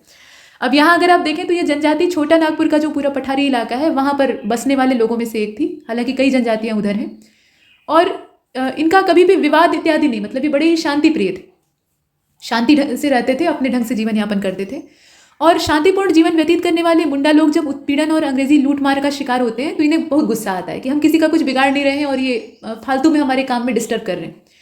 तो इनके विद्रोह का एक मुख्य कारण ये भी था कि संस्कृति और मतलब इनकी संस्कृति पर किसी अन्य संस्कृति की परछाई न पड़े, ये इनका मूल ध्येय था। और ये ऐसा होता है, मतलब ईसाइयत जो है इन्हें आक्रांत करने की कोशिश करती है और तब इन्हें और ज़्यादा गुस्सा आता है। अब कुछ आपसी मतभेद जो हर जाति जनजाति में पाए जाते हैं वो मुंडा लोगों में भी रहते थे और इनका मेलजोल हिंदुओं से भी था। इस कारण मुंडा हिंदू परंपराओं का भी अनुसरण करते थे। मतभेदों के कारण कुछ मुंडा जो है वो ईसाई मिशनरियों की ओर चले जाते हैं। मूल रूप से मुंडा जनजाति ये धर्म के हिसाब से अगर देखा जाए तो हिंदू ही थी। इन्हें बहुत ज़्यादा हिंदू मान्यता और वैदिक धर्म का कोई ज्ञान नहीं था, लेकिन जिन परंपराओं पर ये चलते थे प्राचीन काल से ही वो हिंदू परंपराएं थी, तो ये थे हिंदू। लेकिन जब अंग्रेज़ धर्मांतरण वाली अपनी साजिश लेकर आते हैं, हालांकि इस्लामिक लोग भी यही कर रहे थे, लेकिन अभी जो अंग्रेज़ों के द्वारा शुरू किया जाता है तो ये धर्मांतरण जो था इसमें इन्हें ईसाइयत बाइबल पकड़ा दी जाती है। ऐसे मतलब ईसाइयत की दीक्षा दी जाने लगती है लालच देकर कि तुम ऐसा करो तो तुम्हें अंग्रेज़ों का संरक्षण प्राप्त होगा और अच्छा कपड़ा और अच्छे खाने की जो चीज़ें हैं वो मिलेंगी। इस तरह का प्रलोभन जब मिलता है तो कुछ जो मुंडा हैं वो लालच में आ जाते हैं और ईसाई बन जाते हैं। अब यहाँ अगर आप देखें तो जैसा कि छोटा नागपुर के जमींदारों और राजाओं का शोषण चक्र चल रहा था तो ये लोग भी उसी चपेट में आ जाते हैं। जमीन इनकी भी हड़पी जाती है और जो करों का बोझ है वो इनके ऊपर लाद दिया जाता है। न्याय व्यवस्था तो थी ही नहीं, मतलब कहना ही बेकार है। कोई भी शिकायत करे तो वहाँ जो न्याय व्यवस्था है वो सक्रिय नहीं थी। अब ऐसी स्थिति में जो मुंडा लोग थे, मतलब मुंडा आदिवासी थे, उनको ऐसा लगता है कि न तो हिंदू मित्रों ने और न ही ईसाई मिशनरियों ने उनकी सहायता की। ये खुद भी हिंदू ही थे, लेकिन यहाँ पर इन्हें ऐसा लगता है कि जो हिंदू मित्र हैं यानी जो जमींदार लोग हैं, यहाँ हिंदू मित्रों से इनका ये तात्पर्य है, वो न तो सहयोग कर रहे हैं और न ये ईसाई मिशनरियाँ जो कि यहाँ मीठा मीठा आश्वासन दे रही थी ये सहयोग कर रही हैं। तो फिर हमारा सहयोगी कोई नहीं है, तो हम अपने खुद मतलब खड़े होंगे और अपनी जो दिक्कतें हैं उनका समाधान करेंगे। ठीक है, तो पारंपरिक नियमों से भी ये दूर चले गए थे। कुल मिलाकर अपनी परंपरा से जोड़कर यहाँ बिरसा मुंडा ने जितने भी मुंडा लोग थे उन्हें एकत्रित किया और खुद को ईश्वर का अवतार घोषित करके कहा कि ठाकुर जी ने मुझे आदेश दिया है कि मैं दीकुओं को बाहर खदेड़ूं और इसके लिए मुझे आप लोगों का सहयोग चाहिए। तो इस प्रकार से बिरसा मुंडा के नेतृत्व में ये आंदोलन भड़क उठता है। हालांकि बाद में बिरसा मुंडा को गिरफ्तार कर दिया जाता है और हैजे से इनका देहांत हो जाता है, लेकिन कुल मिलाकर ये आंदोलन जो है अंग्रेजों को बहुत ज़्यादा परेशान करता है। इसके बाद ताना भगत का आंदोलन या टाना भगत का आंदोलन इसे कहा जाता है, इसको देख लेते हैं। तो ये जो आंदोलन है ये बिरसा आंदोलन से ही अलग, मतलब उसी से जन्मा था, उसी की एक ब्रांच आप कह सकते हैं। ये भी एक मल्टी डायमेंशनल रिवोल्ट के तौर पे देखा जाता है और इसके नायक भी अपनी सामाजिक अस्मिता और धार्मिक परंपराओं और मानवीय अधिकारों के संरक्षण के लिए लड़ रहे थे। आंदोलन 1914 में शुरू होता है और टाना भगत कोई व्यक्ति नहीं बल्कि उरांव जनजाति की एक शाखा थी। ये टाना भगत का आंदोलन देखकर तो लगता है कि किसी लीडर का नाम है, लेकिन टाना भगत नाम जो है ये असल में जनजाति का नाम है जो कि उरांव जनजाति से ही संबंधित है और इन्होंने कुडुख धर्म को अपनाया था। अब ये कुडुख धर्म जो है इसे आप सनातन की ही छोटी शाखा कह सकते हैं। इन लोगों की स्थिति बहुत ज़्यादा दयनीय थी। इनसे श्रम वाला काम करवाया जाता था और सुबह से शाम तक भवन, सड़क इत्यादि निर्माण कार्य में ये ईंट पत्थर ढोते थे और बदले में कुछ मिलता नहीं था। तो इस तरह से ये जो बगावत इनके मन में है वो पनपती। मजदूरी के नाम पे लगभग नहीं के बराबर कुछ दिया जाता था और इनका इस्तेमाल एक खच्चरों की तरह से किया जाता था। मतलब इनसे बोझ ढुलवाने का काम किया जाता था, जितना मन चाहे उतना लाद दो और वो बिना कुछ बोले ढोते रहेंगे, इस प्रकार से। तो इस आंदोलन के नायक का नाम जतरा भगत है। मतलब ये नौजवान थे और अलौकिक सिद्धियों से ये संपन्न थे, ऐसा माना जाता है, मतलब इनकी मान्यता थी। और जनश्रुति के आधार पर जतरा भगत को धर्मेश नाम के उरांव देवता ने दर्शन दिए थे और कुछ निर्देश देकर आंदोलन को शुरू करने का निर्देश दिया था, मतलब आज्ञा दी थी। तो ये बिल्कुल ही जो बिरसा मुंडा वाला अवतार वाला कॉन्सेप्ट है उसी से मिलता जुलता लग रहा है। मतलब वहाँ भी ठाकुर जी ने, अब देखिए यहाँ पे जो मुंडा जनजाति है उसमें मूल रूप से हिंदू धर्म ही प्रचलित था। ये ठाकुर जी की पूजा करते थे, मतलब जो शालिग्राम है और वैष्णव धर्म है उसकी उपासना करते थे, चाहे वो जानकारी के तौर पर करते हो या नहीं करते हो। तो बिरसा मुंडा ने घोषित किया कि ठाकुर जी ने मुझे स्वप्न में निर्देश दिया है कि तुम ही अवतार पुरुष हो और तुम ही मुंडाओं का उद्धार कर सकते हो। तो इस प्रकार से उसने एकत्रित किया था और वही चीज़ यहाँ भी होती। अब इसके बाद आगे चलते हैं, 1857 के विद्रोह को देख लेते हैं। 1857 की क्रांति यानी भारत का पहला आज़ादी का आंदोलन 3 जुलाई 1857 को पटना सिटी में अंग्रेजों के खिलाफ संघर्ष शुरू होता है और इसका नेतृत्व गुरहट्टा मोहल्ला के जो पुस्तक विक्रेता है पीर अली, उनके द्वारा किया जाता है। पीर अली के नेतृत्व में लगभग 200 विद्रोही मुगल सम्राट बहादुर शाह का झंडा लिए हुए पटना की सड़कों पर निकल पड़ते हैं, जिसका मुकाबला अंग्रेज अधिकारी लायल और उनके सैनिकों के साथ होता है। पीर अली ने लायल को गोलियों से भून डाला और इसके बाद पीर अली सहित जो 16 विद्रोही थे उनको फांसी दे दी गई। ये पूरा मैटर था, शुरुआत यहाँ से होती। जब ये सूचना फैलती है तो दानापुर की 3 बटालियनों में भी विद्रोह शुरू हो जाता है। तो ये विद्रोह जो 1857 का था ये छिटपुट चारों तरफ फैला हुआ था, हालांकि इसमें एकजुटता का अभाव था और इसीलिए असफल हो जाता है। 1857 का विद्रोह पटना के अलावा सारण, तिरहुत, आरा, शाहाबाद जैसे जो क्षेत्र है वहाँ बहुत तेजी से फैलता है।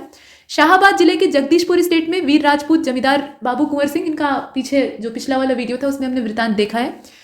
तो बाबू कुंवर सिंह के नेतृत्व में विद्रोह शुरू होता है और इनके सहयोगियों में इनके भाई अमर सिंह, भतीजे रणभंजन सिंह, रथभंजन सिंह, असल में रथभंजन माने रथों को तोड़ने वाला, और निशान सिंह, हरकिशन सिंह, जयकृष्ण सिंह, ये सब शाहाबाद के जो मतलब ये लोग तो रहते ही हैं, ये इनके परिवार वाले हैं। साथ में शाहाबाद के 4 जमींदार बरन सिंह, जोहन सिंह, ठाकुर दयाल सिंह और विश्वेश्वर सिंह, ये सब जो है ये वीर कुंवर सिंह के साथ जुटकर इस पूरे विद्रोह को अंजाम देते हैं। 10,000 सैनिकों की पूरी इनकी सेना रहती है और इसके साथ ये आरा की ओर प्रस्थान करते हैं और इसमें दानापुर छावनी से विद्रोह करके आए जो सैनिक हैं वो भी शामिल हो जाते हैं। तो ये बड़ा रूप धारण कर लेता है।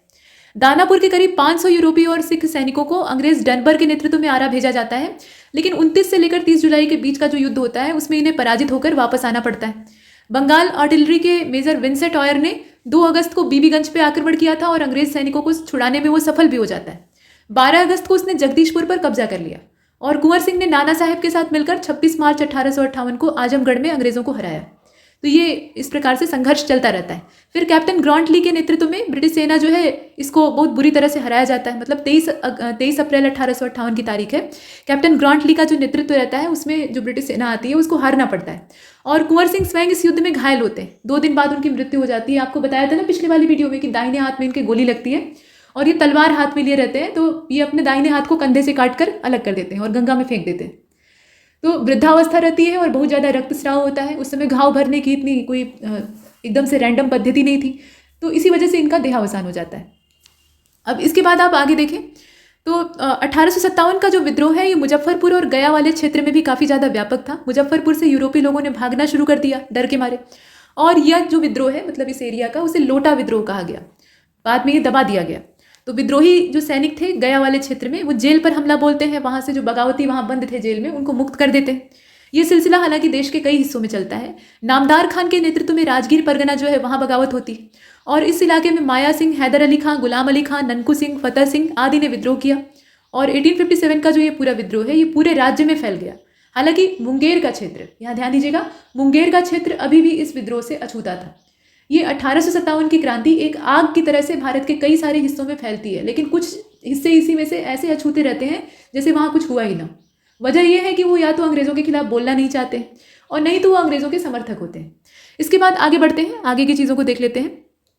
तो बिहार में भारतीय राष्ट्रीय कांग्रेस का अधिवेशन होता है। धीरे धीरे हम लोग जो भारत का स्वतंत्रता संघर्ष है, गांधीवादी युग है, उधर की ओर रुख कर रहे हैं। तो बिहार में कांग्रेस का पहला अधिवेशन 1912 में होता है। पटना का जो बांकीपुर है वहाँ आयोजित होता है। ये 27वां अधिवेशन था और इसकी अध्यक्षता रघुनाथ नरसिंह मधोलकर के द्वारा की गई थी। इस अधिवेशन में महासचिव सच्चिदानंद सिन्हा थे और मौलाना मजहरुल हक जो थे ये स्वागत समिति के अध्यक्ष थे। मौलाना मजहरुल हक 1915 में बंबई में आयोजित कांग्रेस के अधिवेशन में भी शामिल हुए थे। तो ये कुछ महत्वपूर्ण नाम है जिन्हें कि आप याद रखेंगे। और उसके बाद आप देखें यहाँ पर तो 1916 का जो 31वां कांग्रेस अधिवेशन था वो लखनऊ में आयोजित होता है। गरम दल और नरम दल का एकीकरण होता है। तो यहाँ ये बताया गया कि जिसमें बिहार के प्रतिनिधि के रूप में राजकुमार शुक्ला शामिल हुए थे और यही जो व्यक्ति हैं ये सूत्रधार हैं चंपारण सत्याग्रह के। ये गांधी जी से ये अनुरोध करते हैं कि आप दक्षिण अफ्रीका में जिस प्रकार का सफल अभियान करके लौटे हैं बिल्कुल वैसे ही अभियान की आवश्यकता बिहार के चंपारण क्षेत्र के नील किसानों को है। तो ये गांधी जी से निवेदन करते हैं और गांधी जी इनका जो प्रस्ताव होता है उसको स्वीकार कर लेते हैं। नील की खेती करने के लिए किसानों को बाध्य किया जाता था। 3 कठिया प्रणाली के बारे में आपने सुना है और इससे उनका शोषण हो रहा था। तो 1916 के कांग्रेस अधिवेशन में बिहार से संबंधित 2 प्रस्ताव पारित किए जाते हैं। पहला प्रस्ताव ये था कि पटना यूनिवर्सिटी बिल आएगा और दूसरा वाला ये चंपारण वाला था। चंपारण के नील किसानों और उनकी रैयतों के संबंध में जांच होनी चाहिए। तो जांच की मांग को लेकर और सही उनको न्याय दिलाने को लेकर आंदोलन किया जाएगा। अब 1922 में कांग्रेस का जो 37वां अधिवेशन है वो बिहार के गया में आयोजित किया जाता है। तारीख आप देखें और इसका संस्करण देखें। इसके अध्यक्ष देशबंधु चितरंजन दास थे और इस अधिवेशन में ये फैसला लिया गया कि विधायिका का बहिष्कार कर दिया जाएगा। हालांकि चितरंजन दास खुद इस अधिवेशन के पक्ष में नहीं थे, मतलब अधिवेशन में जो निर्णय लिया गया था उसके पक्ष में नहीं थे। वो विधेयक को इस तरह से विधेयक को बहिष्कृत करने के पक्ष में नहीं थे। इसके बाद आप आगे देखें 1940 में रामगढ़, यानी ये रामगढ़ वाला क्षेत्र वर्तमान में झारखंड में चला गया है। तो यहाँ पर भारतीय राष्ट्रीय कांग्रेस का 53वां अधिवेशन हुआ था और इसमें अध्यक्ष मौलाना अबुल कलाम आज़ाद चुने गए थे। रामगढ़ अधिवेशन में कांग्रेस की अंग्रेजों के प्रति समझौतावादी नीति के विरोध में बिहार के किसान नेता स्वामी सहजानंद सरस्वती और सुभाष चंद्र बोस ने एक सभा का आयोजन किया था। मतलब कांग्रेस जो थी वो अंग्रेजों के साथ मिलजुल कर ही होम रूल वाला जो काम है उसको करना चाह रही थी, मतलब खुले तौर पर बगावत नहीं कर रही थी। तो इससे कुछ जो क्रांतिकारी थे और स्वतंत्रता सेनानी थे वो असंतुष्ट थे। उनको ऐसा लग रहा था कि आज़ादी ऐसे नहीं मिलेगी, आज़ादी चाहिए तो हमें पूरी तरह से खुलकर सामने से विद्रोह करना होगा। तो इसी को लेकर यहाँ पर ये अलग से सभा का आयोजन होता है। बिहार में होम रूल आंदोलन, ये होम रूल का मतलब क्या है कि बाहर से अंग्रेज शासन करें और अंदर हमारा शासन हो। तो ये कहने के लिए हमारा शासन है लेकिन है तो गुलामी ही। तो इससे पूर्ण आज़ादी लोगों को चाहिए थी। अब यहाँ पर बिहार में होम रूल आंदोलन को अगर आप देखें तो बांकीपुर में 16 दिसंबर 1916 की बात है, एक सभा आयोजित होती है जिसमें होम रूल लीग की स्थापना की जाती है। भारत में 2 तरह की होम रूल लीग हम लोग देखते हैं, एक तो तिलक की, मतलब लोकमान्य तिलक की होम रूल लीग है और दूसरा एनी बेसेंट की। तो यहाँ जो होम रूल लीग इस्टेब्लिश की जाती है इसके अध्यक्ष मौलाना मजहरुल हक थे और उपाध्यक्ष थे इसके खान बहादुर सरफराज हुसैन। साथ में राय बहादुर पूर्णेंदु नारायण सिन्हा जो थे वो भी यहाँ पर उपाध्यक्ष चुने गए थे। 2 लोग हैं। सचिव के रूप में वैद्यनाथ नारायण सिंह को चुना गया था और चंद्रवंशी सहाय जो थे ये भी साथ में सहयोगी थे। पहली जो सभा है इसमें होम रूल के सदस्य रहने वाले व्यक्तियों में यहाँ आप नाम देखें किसका किसका है। कभी कभी क्या होता है कि इन व्यक्तित्वों के नाम पूछ लिए जाते हैं। तो डॉक्टर राजेंद्र प्रसाद, इसके अलावा मोहम्मद आजम अली, S.A. सामी, शंभू नारायण, हरिप्रसाद नारायण, माफ कीजिएगा हरि नारायण प्रसाद और A. सेन, B. बसु, परमेश्वर लाल और श्री कृष्ण सिन्हा, ये सारे लोग यहाँ पर आपको दिखाई दे रहे हैं। 18 अप्रैल 1918 को एनी बेसेंट पटना आती हैं जो कि होम रूल आंदोलन की सूत्रधार थी और इन्होंने पूर्णेंदु नारायण सिन्हा के मिखना पहाड़ी स्थित आवास पर जो क्षेत्र था, मतलब चंपारण जिले को छोड़कर बिहार में सर्वत्र होम रूल का प्रचार हुआ। तो कहने का मतलब ये है कि पटना में आती ही किस उद्देश्य से है, होम रूल के प्रचार के उद्देश्य से, और यहाँ जो होम रूल के समर्थक हैं वो इन्हें आश्रय देते हैं। एनी बेसेंट ने 2 बार बिहार की यात्रा की थी और इस आंदोलन को तीव्र करने में महत्वपूर्ण योगदान ये यहाँ पर इनके द्वारा मिलता है। अब चंपारण सत्याग्रह को देख लेते हैं जो कि बिहार का महत्वपूर्ण सत्याग्रह है। इसकी पूरी हिस्ट्री देखते हैं, मतलब बैकग्राउंड देख लेते हैं। तो 1765 में मुगल शासक शाह आलम द्वितीय ने बिहार और बंगाल की दीवानी का अधिकार, वो इलाहाबाद की संधि हमने देखी है, तो ईस्ट इंडिया कंपनी को सौंप दिया। और इस समय बिहार का चंपारण क्षेत्र नील की खेती के लिए काफ़ी ज़्यादा फेमस था, मतलब जाना जाता था। चंपारण बेतिया राज का हिस्सा था और यहाँ पर नील के 36 अंग्रेज ठेकेदार और 23 नील व्यापारी थे। नील की खेती 2 तरह से होती थी, एक तो जीरात होता था, दूसरा असामीवार होता था, मतलब आसामियों के द्वारा। जीरात कोठी वालों की कब्जे वाली जमीन होती थी जिसमें किसान अपने हल बैल की सहायता से नील बोते थे, लेकिन मजदूरी बहुत कम मिलती थी, नहीं के बराबर। और आसामीवार जो खेती का तरीका था, मतलब नील की खेती का तरीका था, उसमें कोठी वाले रैयतों के द्वारा नील की खेती करने की व्यवस्था कराते थे। और 1867 से पूर्व तक रैयतों को 1 बीघा में 5 कट्ठा नील की खेती करना अनिवार्य था। इसे बारीकी से समझिएगा। लेकिन 1867 में ये नियम बना दिया गया। यहाँ जो इसमें परिवर्तन आया है वो 1867 में आया है। तो यह नियम बना दिया गया कि प्रत्येक बीघे में 3 कट्ठा पर नील की खेती करना आवश्यक है। ये कट्ठा जो है ये भूमि को मापने का एक यहाँ पैमाना है, इसीलिए इसका नाम है 3 कठिया। कट्ठे से ही बना है कठिया, ठीक है। तो 3 कट्ठा पर नील की खेती करना अनिवार्य है। 3 कठिया इसे कहा गया। और यही प्रणाली जो है ये चंपारण में किसानों के शोषण का मूल आधार थी। किसानों को 1867 से पहले 6 रुपये 50 पैसे के हिसाब से प्रति एकड़ नील की खेती के लिए मिलता था, जिसमें गोरले रिपोर्ट के आधार पर 1909 से इसे बढ़ाकर 13 रुपया 50 पैसा कर दिया गया था। लेकिन शोषण तो हो रहा था। यद्यपि चंपारण आंदोलन से पहले भी नील कृषकों के शोषण के खिलाफ आवाज उठाई गई थी। मतलब ये आंदोलन पहले से ही चल रहा था। नील आंदोलन जो है ये कोई नया नहीं था। ऐसा नहीं कि गांधी जी ने इसे ले आकर वहां पर इंट्रोड्यूस कर दिया, ये चल पहले से रहा था। अंत जब इसका चरम सीमा वाला समय आता है तो उस समय गांधी जी का सानिध्य इसको मिल जाता है। और एक चीज़ और है कि देखिए, आज़ादी की लड़ाई हो या कोई भी इस तरह का महान काम हो, आंदोलन हो, तो उसमें एक व्यक्ति को क्रेडिट मिल जाता है, लेकिन योगदान बहुत सारे लोगों का होता है। तो वही चीज़ है, गांधी जी एक कुशल नेतृत्व करता थे तो उन्हें क्रेडिट यहाँ मिल जाता है, लेकिन असल जो प्रयास है वो मिला जुला था। अब यहाँ अगर आप देखें तो नील कृषकों ने शोषण के खिलाफ आवाज़ उठाई। 1860 में बंगाल के नील उत्पादकों ने, यहाँ आप देख रहे हैं, बंगाल के नील उत्पादकों ने हरिश्चंद्र मुखर्जी के नेतृत्व में आंदोलन किया था। 1866 से लेकर 1888 के बीच में बिहार के दरभंगा और चंपारण के नील किसानों ने विद्रोह किया था। और 1889 से 90 का जो दायरा है उसमें क्या होता है, तो बंगाल के जैसोर क्षेत्र में नील उत्पादकों के शोषण के खिलाफ बगावत छिड़ी थी। तो ऐसे फुटकर जो विद्रोह है या बगावतें हैं वो उठकर सामने आती हैं। चंपारण क्षेत्र में नील की खेती से किसानों के शोषण संबंधी जो आवेदन है वो सरकार को दिया जा चुका था, मतलब उसे आगाह किया जा चुका था। लेकिन 14 अगस्त 1907 को कोठी की रैयतों ने एक आवेदन चंपारण के कलेक्टर को भी दिया, मतलब उन्हें भी सूचित किया। अब यहाँ पर कोई कार्रवाई नहीं होती है, मतलब कोई सुनता नहीं है। अतः रैयतों ने कोठी के लिए नील बोना बंद कर दिया और इस वजह से 1908 में कोठी ने किसानों से पानी के लिए 3 रुपये प्रति बीघा रकम वसूलना शुरू कर दिया। मतलब पानी यानी सिंचाई व्यवस्था के लिए 3 रुपये हर बीघे के हिसाब से उन्हें देना पड़ता था, जिसे कि पैन खर्च कहा जाता था। और पैन खर्च के अलावा और भी बहुत सारे इस तरह के जो मनमाने खर्च हैं यानी कर हैं वो किसानों पर लगा दिए गए। तो इतना सारा पैसा उन गरीब किसानों के पास कहाँ से आता? अनाज उनके पास था लेकिन जो धन है वो तो था नहीं। तो ऐसी स्थिति में इनका जो पूरा रुख है वो एकदम दयनीय हो जाता है। अब यहाँ पैन कर था, इसके अलावा सलामी, बांध बेहरी, बेट माफी, बपही पुतही, इस तरह के बहुत फालतू के कर जो हैं वो लगे हुए थे। इन्हें आप देखें, पैन कर जो था ये नहर के पानी पर लगता था जो कि सिंचाई के लिए इस्तेमाल होता था और 3 रुपये बीघा के हिसाब से लिया जाता था। ये शुरुआत में हमने देखा है। सलामी क्या होता था, तो ये भी 3 रुपये बीघा के हिसाब से वसूला जाता था और इसे 3 कठिया या लगान भी कहा जाता था। बांध बेहरी जो है ये 1 रुपया मालगुजारी पर और 1 आने की दर से लिया जाने वाला कर था। तो पैन खर्च की तरह ही ये सिंचाई के लिए लिया जाता था। पानी जो कि एक प्राकृतिक संसाधन है उस पर टैक्स लगाया गया था। बेट माफी ये किसानों को हल के बदले में 3 रुपये सालाना के लिए दिया जाने वाला कर था, मतलब लिया जाने वाला कर था। और बपही पुतही क्या होता था, तो ये उत्तराधिकार वाला कर था।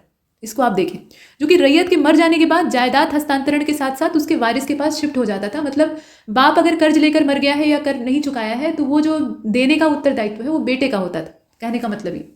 इसके बाद आगे बढ़ते हैं। इस तरह के मनमाने कर हैं और भी हैं, जैसे कि मड़वन कर है, सगौड़ा है, यहाँ बहुत सारे करों को देखेंगे। ठीक है, तो मड़वन कर जो है ये लड़की की शादी के समय कोठी वाले द्वारा 1 रुपये की दर से लिया जाता था। बेटी की शादी कर रहा है तो वो तो वैसे भी हाथ तंग है उसका खर्चा, और ऊपर से उसे मड़ही कर देना पड़ता था। और देख लीजिए, यहाँ सगौड़ा होता था जो कि विधवा की सगाई पर 5 रुपये की दर से वसूला जाता था। कुलुआवन जो था ये तेल और ईख यानी गन्ने की पेराई के अवसर पर 1 रुपये की दर से लिया जाता था। चुलियावन जो होता था ये हल्दी उत्पादन, मतलब जो क्षेत्र हल्दी उत्पादक थे, हल्दी का उत्पादन अच्छी मात्रा में होता था, तो हल्दी को उबालने के लिए रखे जाने वाले चूल्हे पर प्रति चूल्हा 1 रुपये की दर से लिया जाता था। मतलब आप सोचिए कि किस तरह के बेढंगे कर। बाट छपी जो है ये दूध बेचने वाले और तेल बेचने वाले दुकानदारों को प्रतिवर्ष 1 रुपये के हिसाब से देना पड़ता था।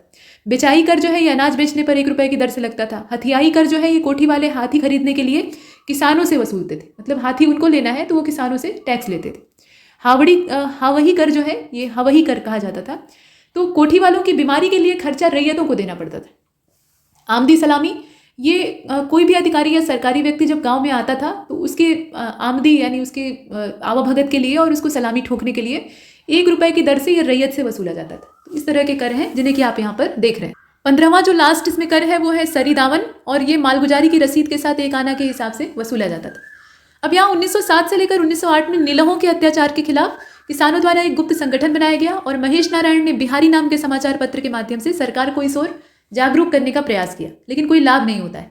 अंत में बिहार के किसान नेता राजकुमार शुक्ला जो है ये समस्या लेकर कांग्रेस और गांधी जी के पास जाते हैं, क्योंकि वो जानते हैं कि इसे किसी बड़े नेतृत्व की आवश्यकता है। ये जो छोटे छोटे प्रयास हम लोग कर रहे हैं ये सरकार को जगा तो रहे हैं लेकिन मजबूर नहीं कर पा रहे हैं। तो मजबूर करने के लिए बड़ा प्रयास यानी बड़ा हाथ मारने की ज़रूरत है, और ऐसा ही वो करते हैं। इसके बाद आप देखें, ये समस्या जब गांधी जी के सामने, मतलब कांग्रेस का अधिवेशन आप देखते हैं 1916 वाला, तो वहीं पर ये प्रस्ताव रखा जाता है और ये सार्थक होता है। राजकुमार शुक्ल कानपुर में प्रताप समाचार पत्र के संपादक गणेश शंकर विद्यार्थी से भी जाकर मिले थे और उन्हें भी कृषक शोषण के बारे में बताया था, क्योंकि स्थानीय अखबारों में जो छप रहा था उस पर सरकार की निगाह नहीं जा रही थी। तो जो बड़े बड़े अखबार थे, प्रमुख अखबार थे, उनमें जब छपेगा तो सरकार की नींद उड़ेगी, ये पक्की बात थी। और 4 जनवरी 1915 को गणेश शंकर विद्यार्थी ने प्रताप में चंपारण में अंधेरा के नाम से एक लेख प्रकाशित किया और गणेश शंकर विद्यार्थी की सलाह पर ही राजकुमार शुक्ल जो है वो गांधी जी से मिलने साबरमती आश्रम पहुंचते हैं, लेकिन वहाँ गांधी जी मिलते नहीं, गांधी जी वहाँ रहते ही नहीं है। तो अब क्या होता है कि फिर से एक बार प्रयास ये करते हैं। दिसंबर में ज़्यादातर कांग्रेस के अधिवेशन होते हैं, तो लखनऊ अधिवेशन होता है दिसंबर 1916 में, और बिहार के प्रतिनिधि के रूप में ब्रजकिशोर प्रसाद, हरिवंश सहाय और गोरख प्रसाद, रामदयाल प्रसाद साहू, पीर मोहम्मद मुनिश और राजकुमार शुक्ला, ये लोग भाग लेते हैं। उसमें जो लीडर है वो राजकुमार शुक्ला जी रहते हैं। लखनऊ अधिवेशन में चंपारण से संबंधित प्रस्ताव को पारित किया जाता है और गांधी जी ने भी चंपारण आने के लिए जो राजकुमार शुक्ला का निमंत्रण था उसे स्वीकार कर लिया। गांधी जी ने अपनी आत्मकथा एक्सपेरिमेंट विथ ट्रुथ, तो उसमें ये लिखा है कि राजकुमार शुक्ल बिहार के हजारों लोगों पर से नील के कलंक को धो देने के लिए कृत संकल्प थे। और गांधी जी ने कलकत्ता जाने के क्रम में 9 अप्रैल 1917 को राजकुमार शुक्ल के साथ पटना के लिए प्रस्थान किया। गांधी जी ने इस समय राजकुमार शुक्ल के संदर्भ में कहा कि अनपढ़ दृढ़ निश्चय वाले इस किसान ने मुझे जीत लिया। मतलब ये पढ़े लिखे नहीं थे, इससे एक चीज़ मालूम होती है, लेकिन न पढ़े लिखे होने के बावजूद इनके अंदर जो जागरूकता थी अपने अधिकारों को लेकर, वही एक सच्चे भारतवासी में होनी चाहिए। पढ़ाई और किस काम आती है? पढ़ाई एक मनुष्य को जागरूक बनाती है, सही चीज़ों के प्रति उसकी निगाहें खोलती है, उसे प्रेरित करती है कि वो सही दिशा में जाए। तो वो तो ये कर रहे थे, तो ये अनपढ़ कहाँ से थे? और गांधी जी सबसे पहले मुजफ्फरपुर पहुंचते हैं, जहां आचार्य जेबी कृपलानी गांधी जी को अपने घर ले जाते हैं, मतलब यहाँ ये अपना ठिकाना ग्रहण करते हैं। 11 अप्रैल 1917 को ये होता है कि गांधी जी ने मुजफ्फरपुर में बिहार प्लांट्स एसोसिएशन के मंत्री जेएम विल्सन से मुलाकात की, पहली कोशिश, लेकिन जेएम विल्सन जो है वो गांधी जी की मदद करने से मना कर देते हैं। अब गांधी जी ने फिर से तिरहुत डिवीज़न के कमिश्नर से बात की, ये मोरशेड है, लेकिन यहाँ भी कोई खास सफलता नहीं मिलती। हाँ, ये होता है कि अंग्रेज़ों को पता लग जाता है कि भाई गांधी जी वहाँ पहुँच गए, तो जरा एक्टिवेट हो जाओ, माने सतर्क हो जाओ। तो जेएम विल्सन और चंपारण के जिला मजिस्ट्रेट जो है ये गांधी जी को मुजफ्फरपुर से चंपारण जाने पर रोक देते हैं कि इन्हें वहाँ मत जाने दो। और गांधी जी रामनवमी प्रसाद के साथ 15 अप्रैल 1917 को मोतिहारी पहुंच जाते हैं, चंपारण वाले क्षेत्र में, और मोतिहारी के प्रमुख अधिवक्ता गोरख प्रसाद जो है ये गांधी जी को अपने घर में शरण देते हैं। ये आप देख रहे हैं। इसके बाद चंपारण में सबसे पहले जसौली पट्टी का दौरा ये करते हैं। राजेंद्र प्रसाद जी की किताब जो है उसके हिसाब से गांधी जी सबसे पहले चंद्रहिया पहुंचते हैं और वहाँ धारा 144 लागू थी। तो आप समझ सकते हैं कि संवेदनशील स्थिति थी। गांधी जी रास्ते में ही धारा 144 के उल्लंघन के दोषी करार दिए जाते हैं और उन पर अभियोग चलाया जाने लगता है। गांधी जी को 100 रुपये जमानत देने के लिए कहा गया, लेकिन उन्होंने मना कर दिया। गांधी जी का मुचलका स्वयं मजिस्ट्रेट ने भरा और उन्हें रिहा कर दिया। उसके बाद गांधी जी बेतिया पहुंचते हैं। ब्रजकिशोर प्रसाद भी उनके साथ रहते हैं और गांधी जी कुड़िया कोठी होते हुए राजकुमार शुक्ला के साथ बेलवा कोठी पहुंचते हैं और इनके साथ ही ब्रजकिशोर प्रसाद जी जो है मौजूद रहते हैं।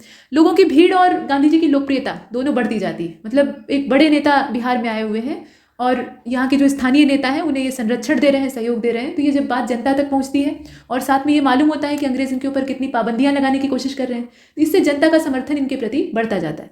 और जन समर्थन बहुत बड़ी चीज़ होती है। इस जन समर्थन और जनता के सहयोग से अंग्रेज भी डरते हैं। अब यहाँ अगर आप देखें तो सरकार ने आंदोलन के स्वर को नीचा करने के लिए 10 जून 1917 को एक जांच कमेटी की नियुक्ति की। अभी तक अंग्रेज सरकार इसको हल्के में ले रही थी। ये मांग तो बहुत बार हुई है कि भाई जांच करो, यहाँ जो शोषण हो रहा है उसे दूर करो, लेकिन सुन नहीं रहे थे। अभी क्या है कि जब इतना ज़्यादा आयोजन इसमें हो जाता है, लोग इसमें जागरूक हो जाते हैं, तो फिर सरकार को मजबूर होकर जांच कमेटी यहाँ पर नियुक्त करनी पड़ती है। नियुक्त होती है 10 जून 1917 को। रिपोर्ट इसकी आती है 4 अक्टूबर 1917 को, जल्दी ही आ जाती है। और सरकार ने रिपोर्ट का अध्ययन करने के बाद 18 अक्टूबर 1917 को ये प्रकाशित किया और इसी रिपोर्ट के आधार पर 4 मार्च 1918 को चंपारण अधिनियम का निर्माण किया गया। इस अधिनियम के द्वारा 3 कठिया प्रणाली को समाप्त कर दिया गया और रैयतों के लगान घटा दिए गए।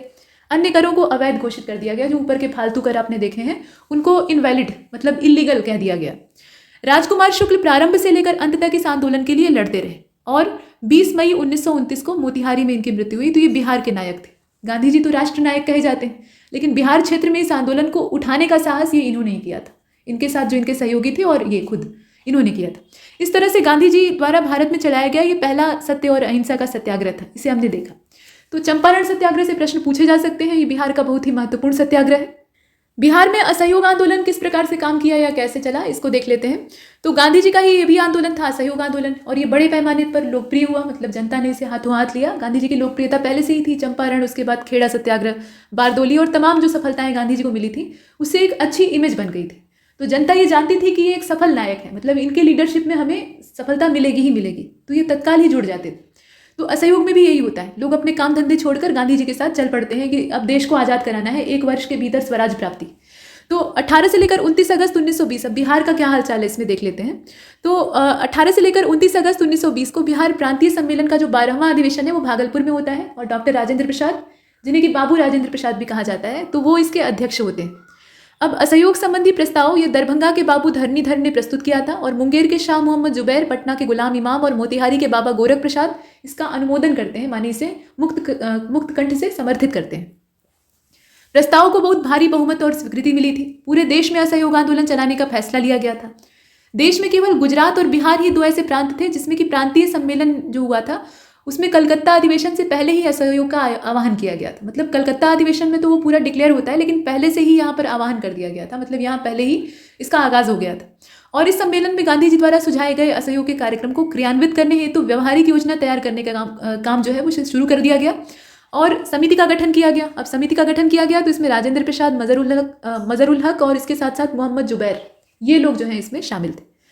तो इतना हमने देखा। अभी देखिए 1920 में लाला लाजपत राय की अध्यक्षता में कांग्रेस का जो कलकत्ता अधिवेशन है, मतलब ये विशेष अधिवेशन होता है अतिरिक्त, इसमें गांधी जी के असहयोग कार्यक्रम को स्वीकार किया गया, और नागपुर कांग्रेस के वार्षिक अधिवेशन में असहयोग आंदोलन को पूर्ण स्वीकृति दी गई। इसके अंतर्गत परिषदों के चुनाव का भी बहिष्कार किया गया। परिणाम स्वरूप मजरुल हक, राजेंद्र प्रसाद, ब्रजकिशोर प्रसाद, गोरख प्रसाद, धरणीधर, यहाँ आप नाम एक क्रम से देख रहे हैं, और मोहम्मद सफ़ी, इन्होंने परिषद की उम्मीदवारी से नाम वापस ले लिया। अनुग्रह नारायण सिंह, ब्रजनंदन प्रसाद, मथुरा प्रसाद, दीप नारायण सिंह, श्री कृष्ण सिंह, इन्होंने अपनी वकालत छोड़ दी। कितने ही विद्यार्थियों ने अपने स्कूल और कॉलेजों का परित्याग कर दिया।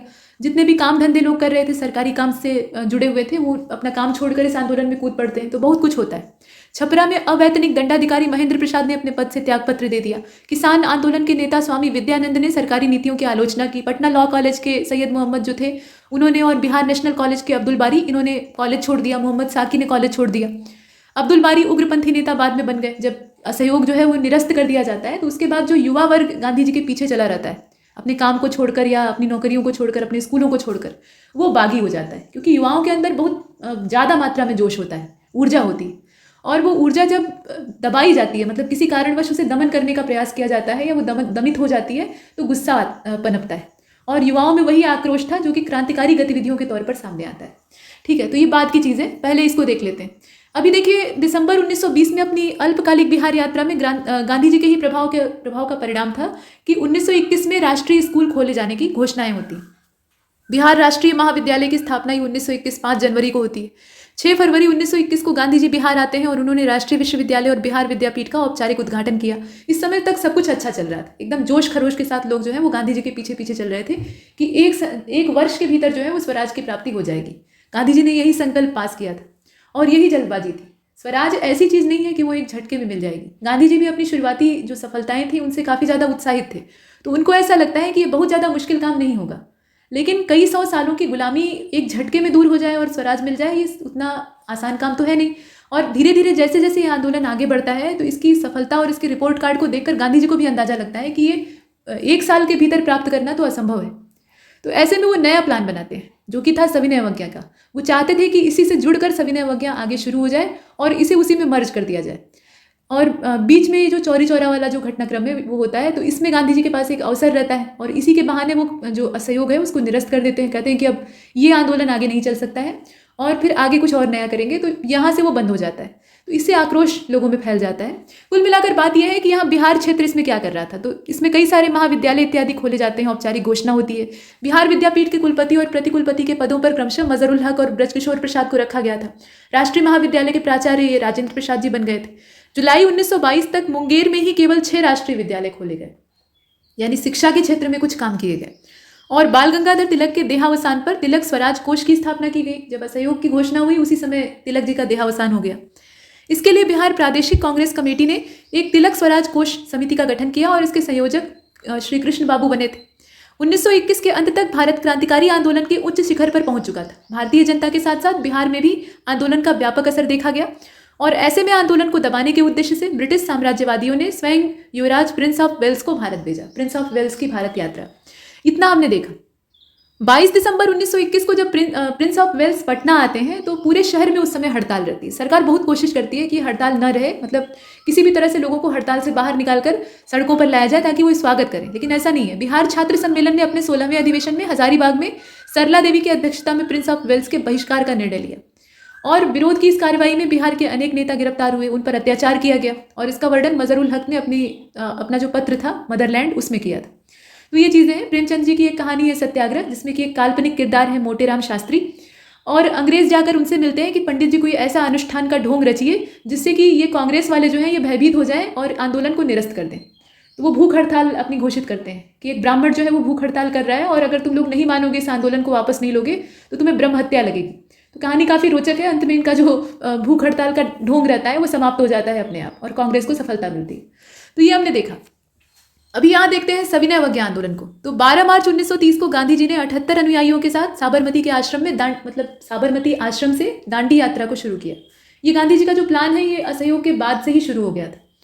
अब यहाँ जो दांडी यात्रा है वो शुरू होती है, 24 दिन का समय लगता है, 200 मील का पैदल जो पद यात्रा वाला क्रम है वो चलता है और 6 अप्रैल 1930 को दांडी गांधी जी पहुँचते हैं और गांधी जी ने नमक बनाकर, मतलब सांकेतिक तौर पर नमक बनाकर नमक कानून का उल्लंघन किया। दांडी मार्च में गांधी जी के साथ बिहार के गिरिवरधारी चौधरी, मतलब जिन्हें कारो बाबू कहा जाता था, उन्होंने हिस्सा लिया और शीघ्र ही यह आंदोलन बिहार के लगभग सभी क्षेत्रों में आग की तरफ फैल गया और इस आंदोलन का नेतृत्व पटना में जगत नारायण लाल, दरभंगा में सत्यनारायण सिन्हा, चतुरानंद दास, मुंगेर में श्रीकृष्ण सिंह और नंद कुमार सिंह, सारण में गिरीश तिवारी, चंद्रिका सिंह, भरत मिश्रा, इसके अलावा नारायण प्रसाद सिंह, मुजफ्फरपुर में रामदयाल सिंह, कनकधारी प्रसाद ठाकुर, इस प्रकार के तमाम लोग हैं। मतलब एक एक का नाम नहीं पूछा जाएगा, जो मुख्य है उनको याद रखिए, ठीक। तो इन लोगों ने भाग लिया। अभी 4 मई 1930 को गांधी जी गिरफ्तार कर लिए जाते हैं। बिहार में श्रीकृष्ण सिंह सहित कुछ मुख्य जो नेता हैं, मेन लीडर रहते हैं, वो गिरफ्तार होते हैं। राजेंद्र प्रसाद और अब्दुल बारी, इन्हें लाठीचार्ज में बहुत भयंकर चोट लगती है। 9 मई 1930 को कांग्रेस की, मतलब बिहार की जो कांग्रेस कमेटी है, उसने अनुग्रह नारायण सिंह की अध्यक्षता में सविनय अवज्ञा आंदोलन को स्वीकार किया और इस आंदोलन के दौरान बिहार में चौकीदारी कर बंदी आंदोलन जो है वो काफ़ी लोकप्रिय होता है, मतलब वो इसी का सब पार्ट रहता है। नमक आंदोलन में पटना के नखास पिंड आंदोलन का भी महत्वपूर्ण योगदान है, तो क्षेत्रीय आंदोलन भी इसमें जुड़ जाते हैं। ये आपने देखा। अभी देखिए, नखास पिंड नाम का जो स्थान है उसको नमक कानून भंग करने के लिए चुना गया था। नखास पिंड चलो नाम का जो नारा है वो दिया गया था और ये तारीख थी 16 अप्रैल 1930 की, इसे आप याद रखेंगे। पटना नगर कांग्रेस कमेटी के सचिव अंबिका कांत सिंह के नेतृत्व में कांग्रेस कार्यालय सत्याग्रहियों का जुलूस जो है वो नखास पिंड की ओर रवाना होता है और 16 अप्रैल से लेकर 21 अप्रैल 1930 तक ये चलता है। एक और जुलूस रामवृक्ष वेनीपुरी के नेतृत्व में नखास पिंड आंदोलनकारियों के द्वारा चलाया जाता है। मतलब ये जुलूस जो है ये प्रस्थान करता है। रामवृक्ष वेनीपुरी ये बहुत अच्छे हिंदी साहित्यकार और आलोचक हैं। इनके बहुत सारे निबंध हैं, जैसे कि गेहूं और गुलाब, इस तरह के बहुत सारे निबंध हैं। तो ये एक योग्य साहित्यकार थे, साथ में स्वतंत्रता सेनानी थे। इन्हें आप देख रहे हैं। तो इनके नेतृत्व में नखास पिंड की ओर ये जा रहा था और कई स्थानों पर प्रदर्शनकारियों को रोका जा रहा था, बंदी बनाया जा रहा था, लाठियां चलाई जा रही थी। अब्दुल बारी इसमें घायल होते हैं। बेनीपुरी जी, रामनाथन, अंबिका कांत सिंह जो है ये घायल भी होते हैं, इन्हें गिरफ्तार भी कर लिया जाता है। 6 महीने इन्हें कठोर कारावास की सजा दी जाती है। और इसके विरोध में इमाम हसन की अध्यक्षता में पटना का जो भंवर पोखर मैदान था वहाँ पे एक सभा ऑर्गेनाइज की जाती है और इसका आयोजन राजेंद्र प्रसाद, अली इमाम और सच्चिदानंद सिन्हा के द्वारा किया जाता है। तो ये सारा मामला जो है ये तेजी से घूम रहा है, मतलब चल रहा है। चौकीदारी करबंदी आंदोलन जो है ये 1930 का है। मुंगेरपुर, भागलपुर, इसके अलावा माफ कीजिएगा, मुंगेर, भागलपुर और सीवान, ये जो जिले हैं सबसे पहले यहाँ पर शुरू होता है और ये तारीख है 1930 की। यह आंदोलन दरभंगा, पटना, शाहाबाद, चंपारण, मुंगेर, पूर्णिया आदि क्षेत्रों में फैल जाता है। चौकीदारों को त्यागपत्र देने के लिए बाध्य कर दिया जाता है। यहाँ लोगों ने चौकीदारी कर देना बंद कर दिया। 31 मई 1930 को चौकीदारी कर के विरोध में भागलपुर, बिहपुर गांव जो है वहाँ पे स्वयंसेवकों का पूरा प्रशिक्षण शिविर शुरू हो गया, वो विद्रोह में आ गए। तो इस प्रकार से ये चीज़ें आगे बढ़ती हैं। मतलब अब बगावत जो है वो फैलने लगती है। लोग सीमित होकर नहीं रहते हैं, खुलकर विद्रोह करते हैं, क्योंकि उन्हें लगता है या ये अच्छी तरह से रियलाइज़ हो जाता है कि खुलकर विद्रोह ही एकमात्र समाधान है जिससे कि हम आज़ाद हो सकते हैं, अपने खुद के स्वामी बन सकते हैं। राजेंद्र प्रसाद और अब्दुल बारी ने इसके विद्रोह में बिहार में विशाल रैली आयोजित की थी। मतलब कब्जा कर लिया पुलिस ने वहाँ पर, तो इसके विद्रोह में, और इस पर पुलिस ने लाठियां बरसाई थी, तो लाठी की चोट इन लोगों को लगती है। 30 जून 1930 को कांग्रेस को अवैध संस्था घोषित कर दिया जाता है और 5 जुलाई 1930 को डॉक्टर राजेंद्र प्रसाद को गिरफ्तार कर लिया जाता है। बिहपुर थाने के लगभग 130 चौकीदारों ने इस घटना के विरोध में त्यागपत्र दे दिया था। तो ये एक बड़ी चीज़ थी। यहाँ पर आगे बढ़ते हैं, भारत छोड़ो आंदोलन को देख लेते हैं। तो द्वितीय विश्व युद्ध के समय 8 अगस्त 1942 को भारत छोड़ो आंदोलन शुरू होता है। इसे अगस्त क्रांति के नाम से भी जाना जाता है और भारत छोड़ो आंदोलन में बिहार का महत्वपूर्ण योगदान है। इस आंदोलन में सर्वाधिक प्रभावित क्षेत्र बिहार और पूर्वी उत्तर प्रदेश था। मतलब भारत छोड़ो आंदोलन जो था वो निर्णायक था, मतलब जो कहा जाता है ना अंतिम युद्ध का आगाज, तो वो यहाँ से होता है। यहाँ तक आते आते देश की जनता और देश के नेता दोनों को ये मालूम हो जाता है कि ऐसे काम नहीं चलेगा, सब कुछ त्याग कर, सब कुछ झोंक कर एकदम कमर कस के लग जाना होगा और ये निश्चय करके उतरना होगा कि अब या तो इसे कर लेंगे, मतलब देश को आज़ाद कर लेंगे, और नहीं तो इस प्रयास में मारे जाएंगे। बस यही दो विकल्प हैं, करो या मरो। तो ये मानसिकता लोगों के अंदर आ गई थी, और ये मानसिकता जब किसी भी व्यक्ति के अंदर आ जाती है तो वो मरने मारने पर उतारू हो जाता है, मतलब जुनूनी हो जाता है। तो अंग्रेज यहाँ पुराना वाला ही अपना रवैया अपनाते हैं। उन्हें लगता है कि नेताओं को गिरफ्तार कर लेंगे, मतलब जो बड़े बड़े लीडर हैं जैसे गांधी जी या इस तरह के और बड़े नेता, तो इन्हें अगर हम गिरफ्तार कर लेंगे तो हमारा काम आसान हो जाएगा। उसके बाद ये जो बगावत है ये बिखर जाएगी, जैसे हर बार होता है। लेकिन इस बार ऐसा नहीं होता है। ये बड़े वाले नेताओं को जैसे ही गिरफ्तार करते हैं, जो छोटे वाले हैं वो उनकी कमान संभाल लेते हैं। और कई जगहों पर तो इतनी ज़्यादा उग्रता होती है कि वहाँ पुलिस को खदेड़ कर और जो अंग्रेज प्रशासक हैं उनको खदेड़ कर कब्जा कर लिया जाता है, तिरंगा लहरा दिया जाता है। तो इस तरह का आक्रोश जनता में होता है। अब यहाँ अगर आप देखें तो 31 जुलाई 1942 को राजेंद्र प्रसाद जी ने बिहार के कांग्रेस कार्यकर्ताओं को भावी संघर्ष के लिए तैयार रहने के लिए कहा। उसी दिन छात्रों और युवकों ने पटना के अंजुमन इस्लामिया हाल में एक सभा की और राजेंद्र प्रसाद जी को अपना पूर्ण समर्थन दिया। युवा तो यही चाहते ही थे। 8 अगस्त 1942 को महात्मा गांधी को भारत छोड़ो प्रस्ताव पारित होने के कुछ ही घंटों बाद गिरफ्तार कर लिया गया। मतलब अंग्रेजों ने जरा भी विलंब नहीं किया और उसके बाद वो निश्चिंत हो जाते हैं कि अब तो गया, मतलब आंदोलन जो है वो समाप्त। लेकिन ऐसा नहीं होता है। अब पटना में 9 अगस्त 1942 को राजेंद्र प्रसाद जी को भारत रक्षा अधिनियम के तहत गिरफ्तार करके बांकीपुर सेंट्रल जेल में भर दिया गया और राज्य में सामूहिक जुर्माना अध्यादेश लागू कर दिया गया। मतलब जो सरकारी संपत्ति या इस तरह की चीज़ों को नुकसान पहुंचाएगा उसके ऊपर भारी जुर्माना। अब देखिए 10 अगस्त 1942 को पटना के कमिश्नर WG आर्चर के आदेश पर श्री कृष्ण सिंह को गिरफ्तार करके बांकीपुर जेल में, मतलब राजेंद्र प्रसाद जी के पास पहुंचा दिया गया। और आप देखिए बलदेव सहाय ने महाधिवक्ता के पद से त्यागपत्र दे दिया। 10 अगस्त 1942 को दानापुर में सीताराम केसरी और हरेराम कृष्ण सिंह जो हैं उनके नेतृत्व में एक जुलूस निकाला गया। कदम कुआं में महिला चरखा समिति की जो महिलाएं हैं और राजेंद्र प्रसाद जी की बहन भगवती देवी, ये लोग सब एकजुट होते हैं। भगवती देवी इसकी लीडर रहती हैं और वो एक सभा आयोजित करती हैं। इसमें जगत नारायण लाल की पत्नी राम प्यारी देवी और सुंदरी देवी ये लोग भी हिस्सा लेते हैं। मतलब महिलाएं भी सक्रिय थी। और इसी दिन गांधी मैदान, बांकीपुर मैदान जो था, यहाँ एक सभा आयोजित की जाती है और इसमें यह फैसला लिया जाता है कि सचिवालय भवन पर झंडा फहराया जाएगा, यानी कब्जा कर लिया जाएगा। ध्वज फहराने का यही मतलब है।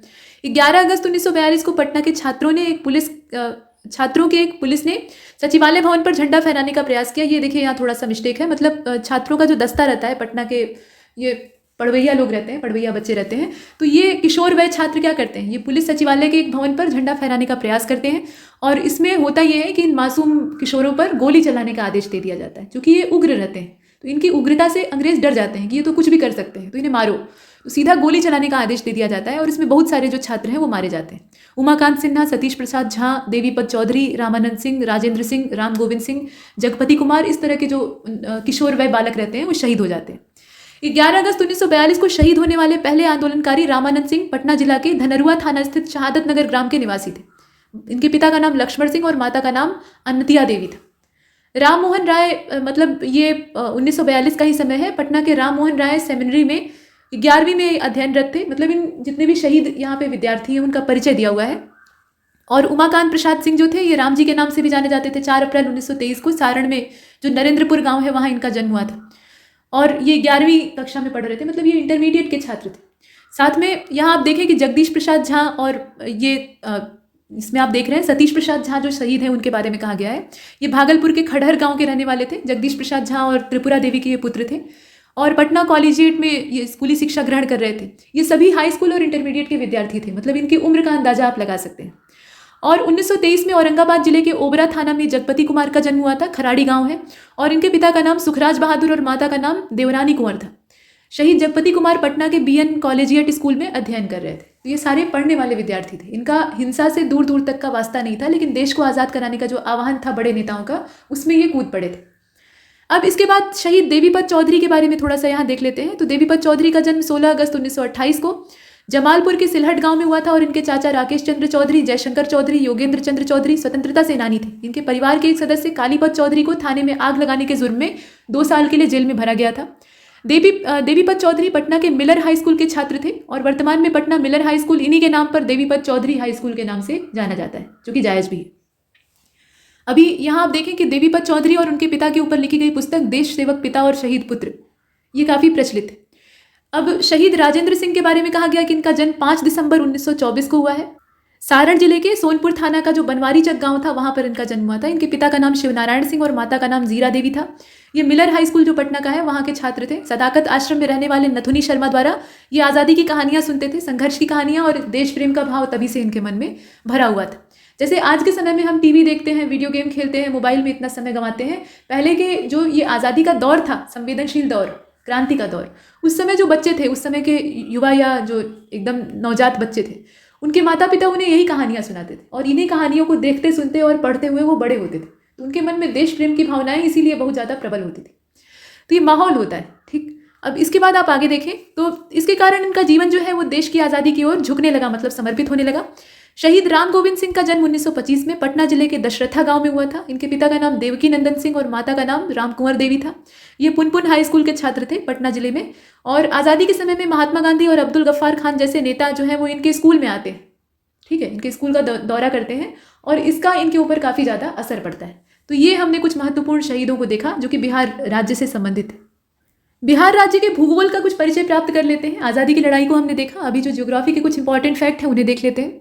तो उच्चावच के लिहाज से अगर देखा जाए तो बिहार 3 भागों में बटा कहा जा सकता है। इसमें हिमालय का गिरिपथ क्षेत्र है, यानी पर्वत पदीय क्षेत्र है जहाँ पे पहाड़ का तली है, और गंगा का मैदानी भाग है। इसके अलावा दक्षिण का जो पठारी हिस्सा है वो भी कुछ हद तक इसमें शामिल है, मतलब 3 हिस्से में से बांटा जा सकता है। भौतिक बनावट और संरचना के लिहाज से बिहार को 3 भागों, उत्तर का शिवालिक पर्वतीय भाग तराई क्षेत्र, बिहार का विशाल मैदान यानी गंगा का मैदान, और दक्षिण का सीमांत पठारी प्रदेश, इन 3 भागों में बांटा जा सकता है। बिहार का विशाल मैदान करीब 90,650 वर्ग किलोमीटर के विस्तार में फैला हुआ है, जो कि कुल बिहार के क्षेत्रफल का 96% है। बिहार का जो वर्तमान क्षेत्रफल है उसका 96% हिस्सा क्या है, बिहार का विशाल मैदान है, यानी पूरा लगभग मैदानी। बिहार राज्य को 2 मुख्यतः भू आकृतिक प्रदेशों में बांटा गया है। एक तो गंगा का उत्तरी मैदान और गंगा का दक्षिणी मैदान, इसमें इसको बांटा गया है। उत्तरी गंगा मैदान में पश्चिम से पूर्व की ओर गंगा नदी प्रवाहित होती है, और गंगा नदी के दक्षिणी तट से झारखंड का जो छोटा नागपुर पठार तक फैला हुआ हिस्सा है वो बिहार का समतल हिस्सा है। और गंगा का दक्षिणी मैदान, यहाँ पर बहने वाली मुख्य नदियों में सोन नदी है, कर्मनाशा है, फल्गु है, पुनपुन है, इस तरह की सहायक नदियाँ यहाँ पर दिखाई देती। अब दक्षिण गंगा का छोटा मैदान छोटा नागपुर के पठार से गंगा नदी के प्रवाहित होने वाली नदियों के द्वारा, मतलब गंगा में प्रवाहित होने वाली यानी गंगा की जो सहयोगी नदियाँ हैं उनके द्वारा जो लाए हुए अवसाद हैं उससे बना हुआ है। दक्षिण गंगा का मैदान जो है वो कैसे बना है, गंगा की जो उस दिशा में प्रवाहित होने वाली सहयोगी नदियां हैं उनके द्वारा लाए हुए अवसादों से बना हुआ है। छोटा नागपुर के पठार से गंगा नदी की ओर बहने वाली नदियों द्वारा लाई हुई जो जलोढ़ मृदा है उससे गंगा के दक्षिणी मैदान का निर्माण हुआ है। ये हमने देखा। तो ये कुछ महत्वपूर्ण ज्योग्राफिकल फैक्ट थे जो कि यहाँ हम देख पा रहे हैं। आगे बढ़ते हैं, जलवायु को देख लेते हैं। किसी भी राज्य में उच्चावच को देखने के बाद जलवायु सबसे महत्वपूर्ण चीज़ होती है। तो समुद्र से दूर है बिहार, ये तो आप जानते ही हैं। तो ऐसे में यहाँ मौसम में एक एक्सट्रीम कंडीशन पाई जाती है, मतलब जो भी चीज़ पड़ेगा वो ज़्यादा पड़ेगा, ठंडी पड़ेगी तो ज़्यादा पड़ेगी, गर्मी पड़ेगी तो ज़्यादा पड़ेगी, वर्षा भी अच्छी खासी हो जाएगी। हालांकि वर्षा का जो अमाउंट है वो मैदानी इलाकों में धीरे धीरे करके अब कम होता जा रहा है। ये उर्वर प्रदेश बना कैसे, वर्षा की वजह से ही। और अभी रेगिस्तान में तब्दील होने का भी मुख्य कारण यही है, नमी की कमी यानी आर्द्रता का अभाव। तो अभी चिंताजनक बात यह है कि मैदानी इलाकों से वर्षा का जो अमाउंट है वो धीरे धीरे करके सिकुड़ता जा रहा है फिलहाल। तो समुद्र से दूर होने के कारण बिहार राज्य के मौसम में विषमता पाई जाती है। वर्षा और तापमान की दृष्टि से इस राज्य की जलवायु विशिष्ट प्रकार की है। मानसूनी जलवायु वाले इस राज्य में 3 मुख्य मौसम होते हैं, मतलब अभी तक जो मौसम का पैटर्न देखा जा रहा है। ग्रीष्म ऋतु है जो कि मार्च से मध्य जून तक चलती है। वर्षा ऋतु है जो कि मध्य जून में मानसून का आगमन होता है मैदानी इलाकों में, तो वहाँ से लेकर मध्य अक्टूबर तक चलती है, आप यहाँ ध्यान दीजिएगा। और शरद ऋतु जो है वो मध्य अक्टूबर से लेकर फरवरी तक चली जाती है, तो ये आपने देखा। और ग्रीष्म ऋतु जो है वो मार्च से शुरू होती है और ये जून तक चलती है। और अप्रैल के महीने से दिन का तापमान, कहा जाता है कि जो चैत्र नवरात्रि होती है उसके बाद से टेम्परेचर में वृद्धि होने लगती है। इस बार तो सारे रिकॉर्ड ही टूट गए। मई जून में बंगाल की खाड़ी में जो चक्रवाती तूफान बनने लगते हैं उसकी वजह से जनजीवन अस्त व्यस्त हो जाता है और उसी से वर्षा और राहत भी प्राप्त होती है। गया जिले में सर्वाधिक तापमान और सबसे कम तापमान भी यहीं पर रिकॉर्ड किया गया था। ये हमने एकदम शुरुआत में, जब वीडियो का एकदम स्टार्टिंग पार्ट था तो वहाँ पर टेबुलर फॉर्म में देखा था। बिहार में वर्षा का आगमन मध्य जून में होता है और जुलाई अगस्त जो है, मतलब जिसे सावन भादो कहा जाता है, तो उस समय का जो मौसम है उस समय खूब वर्षा होती है और कोसी मैया जो है वो जमकर आतंक मचाती हैं। ठीक, इसके बाद आगे देखते हैं। राज्य में शीत ऋतु का आगमन ये मध्य अक्टूबर से शुरू होता है और दिसंबर जनवरी माह में बहुत ज़्यादा ठंड पड़ती है। जो उत्तर पूर्वी प्रदेश हैं राज्य के, वहाँ ज़्यादा वर्षा होती है। तो इस तरह की चीज़ें, मतलब जो जलवायु से संबंधित चीज़ें हैं उसे हम देख रहे हैं। अभी बिहार की कुछ प्रमुख नदियां और उनके जो उद्गम स्थान है इसको देख लेते हैं। यहाँ से प्रश्न बनता ही बनता है, इसे ध्यान दीजिएगा।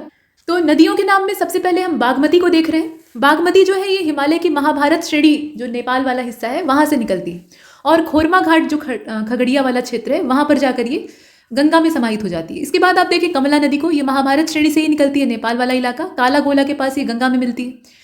और महानंदा ये गंगा में कटिहार के पास जाकर मिलती है, ये भी महाभारत श्रृंखला से ही पैदा हुई। फल्गु नदी जो है ये उत्तरी छोटा नागपुर के पठार से निकलती है और टाल क्षेत्र जो है वहां जाकर ये गंगा को सपोर्ट करती है। पुनपुन ये मध्य प्रदेश का जो पठारी भाग है वहां से निकलती है और फुतुहा के बाद जाकर, मतलब फुतुहा का जो क्षेत्र है वहां पर जाकर ये गंगा में मिल जाती है। अजय नदी जो है ये बड़पाट से निकलती है और पश्चिम बंगाल में गंगा नदी में मिलती है। इसके बाद कर्मनाशा को आप देखें तो विंध्याचल की पहाड़ियों से इसका जन्म होता है और चौसा के उत्तर दिशा में, मतलब चौसा वाला जो क्षेत्र है, चौसा आम के लिए भी जाना जाता है, तो ये वाला जो क्षेत्र है यहाँ पे ये उत्तर वाली दिशा से गंगा को सहयोग करती है। इसके बाद इसका पानी जो है वो लाल रंग का होता है कर्मनाशा का। और गंगा नदी जो है ये गंगोत्री से निकलती है बंगाल की खाड़ी में, तो ये तो मुख्य है, मतलब मुख्य नदी। इसके अलावा गंडक यानी सदानीरा, आपने शुरुआत में देखा था ना कि गौतम रघुगण और जो राजा रहते हैं वो अग्नि प्रज्वलित करके सरस्वती के तट से निकलते हैं और अपने राज्य का विस्तार करने का मंशा लेकर निकलते हैं, लेकिन जो गंडक नदी है वहाँ इतना पानी रहता है कि आग वहीं बुझ जाती। तो गंडक नदी जो है ये अन्नपूर्णा, मानंगकोट और जो कष्टांग वाला इलाका है, मतलब नेपाल, तिब्बत और मध्य हिमालय आप इसे कह सकते हैं, मोटे तौर पर मध्य हिमालय जानिए, ठीक है। तो वहां से इसका उद्गम होता है और ये गंगा में जाकर मिलती है। बूढ़ी गंडक की अलग चीज़ है, तो ये मुंगेर के उत्तर में खगड़िया वाला जो क्षेत्र है वहाँ गंगा को सपोर्ट करती है और ये सोमेश्वर श्रेणी की जो पहाड़ियाँ हैं और विशंभरपुर चौर है वहाँ से पैदा होती हैं। कोसी मैया जो है ये सप्तकौशिकी पूर्वी नेपाल का जो हिस्सा है वहाँ से निकलती हैं और इन्हें बिहार का शोक इसलिए कहा जाता है क्योंकि ये अपने मार्ग को यदा कदा बदल देती हैं, मतलब इनका रास्ता फिक्स नहीं होता, ये कब किधर कौन से गाँव में घुस जाएंगी और हाहाकार मचा देंगी कोई नहीं जानता, लेकिन वहाँ पर इन्हें कोशिका भवानी के तौर पर पूजा जाता है, ठीक है। कहा जाता है कि ये मगरमच्छ पर बैठकर अपनी 4 भुजाएं ऐसे फैलाकर आती हैं। और इसके बाद आप देखें कि काढ़ा गोला यानी पूर्णिया के बाद पास में ये गंगा नदी को सपोर्ट करती है। असल में पहाड़ी इलाकों में जो वर्षा होती है उसकी वजह से जो पानी पहाड़ से मैदानों की ओर उतरता है वही इसमें बाढ़ की मुख्य वजह बनता है और इसके मार्ग बदलने की जो आदत है उसकी वजह से और ज़्यादा तबाही मच जाती है। इसके बाद आप सोन को देखें तो सोन का उद्गम स्थान वही है जो नर्मदा का है, यानी अमरकंटक मध्य प्रदेश, और वहाँ से निकलकर ये दानापुर पटना के पास जाकर गंगा को सपोर्ट करती हैं और सोन और गंगा का जो मिलन बिंदु था वहीं पर पाटलिपुत्र छावनी का पहले निर्माण किया गया था और बाद में ये पाटलिपुत्र नगर यानी पटना के तौर पर डेवलप हो जाता है। तो यहाँ तक हमने देखा, आगे बढ़ते हैं।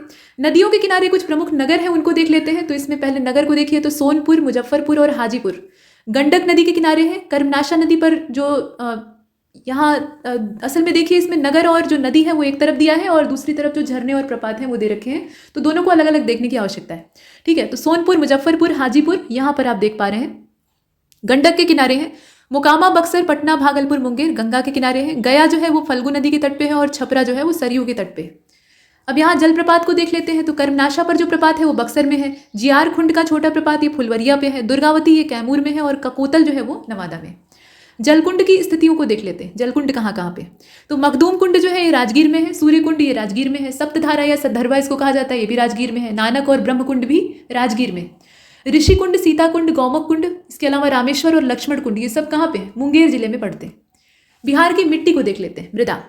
तो 80% या 80% से ज़्यादा, यहाँ पे 90 दे दिया है तो आप मोटा मोटा 90 ही समझिए, क्योंकि पॉइंट वाला परसेंटेज जो है वो उतना मायने नहीं रखता है। तो 90% जो लगभग हिस्सा है वो जलोढ़ मिट्टी से बना हुआ है। मैदानी इलाका है, गंगा का मैदान है। नदियों द्वारा जो उपजाऊ मिट्टी लाकर यहाँ उडेली जाती है उससे ये बना हुआ है। अब यहाँ गंगा के उत्तर और दक्षिण के जलोढ़ मैदान में नदियों द्वारा लाए गए जो अवसाद हैं, सिर्फ गंगा ही नहीं, गंगा की जो सहायिकाएं हैं उनके द्वारा भी जो अवसाद लाकर यहाँ डाला गया है उससे मिट्टी की परतें बनी। उत्तर बिहार के मैदान में शिवालिक श्रेणी यानी पश्चिमी चंपारण का पर्वतीय भाग जो है उसको छोड़कर मुख्यतः जलोढ़ मिट्टी ही पाई जाती है। और पश्चिमी चंपारण के उत्तर पश्चिमी भाग में पर्वत पदीय मिट्टी पाई जाती है, जो गिरिपथ क्षेत्र की तराई मिट्टी है वो यहाँ पर पाई जाती है। बिहार की उत्तरी सीमा के साथ पश्चिम में चंपारण की पहाड़ियों से लेकर किशनगंज तक जो फैली हुई मिट्टी है वो तराई मिट्टी है, जिसमें कि पटसन यानी जो जूट है, इसके अलावा धान और गन्ने की खेती होती है, मतलब जिन फसलों को भरपूर मात्रा में पानी चाहिए होता है। गन्ना जो है वो थोड़े ऊंचे इलाकों में पैदा होता है और बाकी धान और जो पाट की फसल है वो तो एकदम जो डूबा हुआ कछारी तराई क्षेत्र होता है वहाँ पर मिलता है, मतलब पानी हमेशा वहाँ रहे, ठीक है। गन्ने के लिए पानी ज़्यादा चाहिए होता है लेकिन पानी टिकाऊ नहीं होना चाहिए, नहीं तो जो जड़ है उसमें उकठा रोग लग जाता है। अब इसके बाद आप देखें कैमूर रोहतास वाला जो क्षेत्र है, इसके पहाड़ी या पठारी भाग में पाई जाने वाली जो मिट्टी है वो लाल बलुई है। इसमें मोटे अनाज पैदा होते हैं, जैसे कि बलुई मिट्टी के अंदर पैदा होते हैं। अब यहाँ पे बलथर मिट्टी की अगर बात करें तो ये बलथर मिट्टी जो है ये रेत और कंकड़ से प्रचुर मात्रा में भरी हुई होती है और इसका जो रंग है वो पीला और लाल होता है, मतलब पीला लाल मिक्स होता है। यहाँ जो फसलें पैदा होती हैं उसमें मक्का, अरहर, चना, ज्वार और बाजरा, कुल्थी, इस तरह की चीज़ें पाई जाती हैं। अभ्रक मिट्टी ये बिहार का जो नवादा जिला है उसके रजौली प्रखंड में पाई जाती है, इसे आप देख रहे हैं। गंगा के दक्षिण में ताल, पुराना जलोढ़ और बलथर मिट्टी के क्षेत्र पाए जाते हैं। इस तरह के छोटे छोटे क्वेश्चन यहाँ से बन सकते हैं। खादर मिट्टी ये गंडक और बूढ़ी गंडक की जो निचली घाटियां हैं और गंगा की घाटी, कोसी, महानंदा की घाटी, वहाँ सब जगह पर पाई जाती है। धूसर रंग की मिट्टी जो है उसको टाल मिट्टी कहा जाता है और ये बहुत ज़्यादा उपजाऊ होती है। पानी सूखने के बाद इस जमीन पर अगर रबी की फसल उगाई जाए, रबी के मौसम में जितने भी पौधे उगाए जाते हैं तो वो काफ़ी अच्छे होते हैं। पुरानी जलोढ़ मिट्टी या बांगर मिट्टी जिसको हम कहते हैं, बांगर और खादर आपने पढ़ा होगा, तो जो बांगर मिट्टी है इसका विस्तार पूर्णिया और सहरसा का जो कोसी क्षेत्र है, मतलब कोसी नदी का तराई क्षेत्र है या उसका जो जलग्रहण क्षेत्र है, वहाँ पर सबसे ज़्यादा है। हल्के भूरे रंग की इस मिट्टी को कुछ क्षेत्रों में करेल या कैवाल मिट्टी भी कहा जाता है, करेली मिट्टी। ये बड़ी चिकनी होती है। पहले के समय में 2 तरह की मिट्टियों का बड़ा ही दैनिक इस्तेमाल होता था। जो करेली मिट्टी होती थी इसको बाल धोने या शरीर को साफ करने के लिए इस्तेमाल किया जाता था। इसमें काष्टिक होता था, मतलब सफाई करने का गुण होता था। और जो रेह होती थी, नमक मिली हुई मृदा, नमकीन मृदा, तो उस तरह की जो सलाइन सॉइल होती थी उससे कपड़े साफ करते थे। अब यहाँ पे आप देखें कृषि, तो कृषि अगर देखा जाए तो भारत में सबसे मुख्य व्यवसाय के तौर पर दिखाई देती है। बिहार राज्य भी इससे अछूता नहीं है, वो तो मूल गढ़ है किसानों का। तो यहाँ आप देखें कि बिहार की जो अर्थव्यवस्था है वो टोटली कृषि पर आधारित है, कुछ % हिस्सा छोड़कर। अब जैसे जैसे समय बदल रहा है वैसे वैसे कृषि पर हमारी निर्भरता जो है वो कम होती जा रही है। तो वही स्थिति बिहार में भी है। और बिहार का जो पूरा क्षेत्रफल है उसमें कुल वनों का विस्तार जो है वो मात्र 6.6% एरिया में है और 86% से ज़्यादा लोग जो है वो कृषि क्षेत्र से जुड़े हुए हैं। जंगल यहाँ पहले बहुतायत पाए जाते थे। आपने देखा होगा कि जब मौर्य वंश का शासनकाल था और उससे पहले से भी लकड़ी का बहुत बेहिसाब इस्तेमाल होता था, मतलब राजा का महल लकड़ियों से बना होता था, तमाम चीज़ें लकड़ियों से बनती थी। तो खनिज संपदा का भरपूर मात्रा में दोहन किया गया है इस इलाके से और इसीलिए जंगल, जंगली जीव और खनिज संसाधन ये धीरे धीरे करके सिकुड़ते गए। अब इसके बाद आप देखें बिहार की मुख्य खाद्य फसलें धान, गेहूं, मक्का, दालें और मुख्य नकदी फसलों में गन्ना है। इसके अलावा तंबाकू, तिलहन, प्याज, मिर्च, पटसन मतलब जूट, ये सब आती है। बिहार में धान की खेती सभी जिलों में होती है। चावल यहाँ का मुख्य भोजन है। रोटी बहुत रेयर मिलेगी, चावल ज़्यादा मिलेगा। अब इसके साथ आप देखें कि चावल के साथ मुख्य नकदी फसलों में आप गन्ना, तंबाकू, तिलहन में जितने भी तेल प्राप्त करने वाली फसलें हैं उसमें तिल भी है और सरसों भी है, तमाम चीज़ें। प्याज, मिर्च और पटसन को देखा जाता है। उत्पादन की दृष्टि से चावल के बाद गेहूं दूसरी सबसे मुख्य फसल। गेहूं के उत्पादन में जहानाबाद, पटना, गया, रोहतास, कैमूर, सिवान ये अग्रणी जिले हैं जो अपेक्षाकृत थोड़े सूखे हैं, सूखापन वहाँ पे। मक्का बिहार की तीसरी सबसे मेन फसल है और यह राज्य के 8% से भी ज़्यादा भागों में बोई जाती है। अगर आपने बिहार का करंट अफेयर ठीक से पढ़ा होगा तो उसमें आपने देखा होगा कि बिहार के कुछ क्षेत्रों ने मक्का उत्पादन के मामले में, मतलब प्रति हेक्टेयर उत्पादन के मामले में अमेरिका के जो इलाके हैं जो कि मक्का का सर्वाधिक उत्पादन करते थे उनकी उत्पादकता को भी पीछे छोड़ दिया है। ठीक है, यहाँ तक स्थिति। अब इसके बाद बेगूसराय जो है इसको बिहार में मक्का का घर कहा जाता है या मक्का का गढ़ कहा जाता है।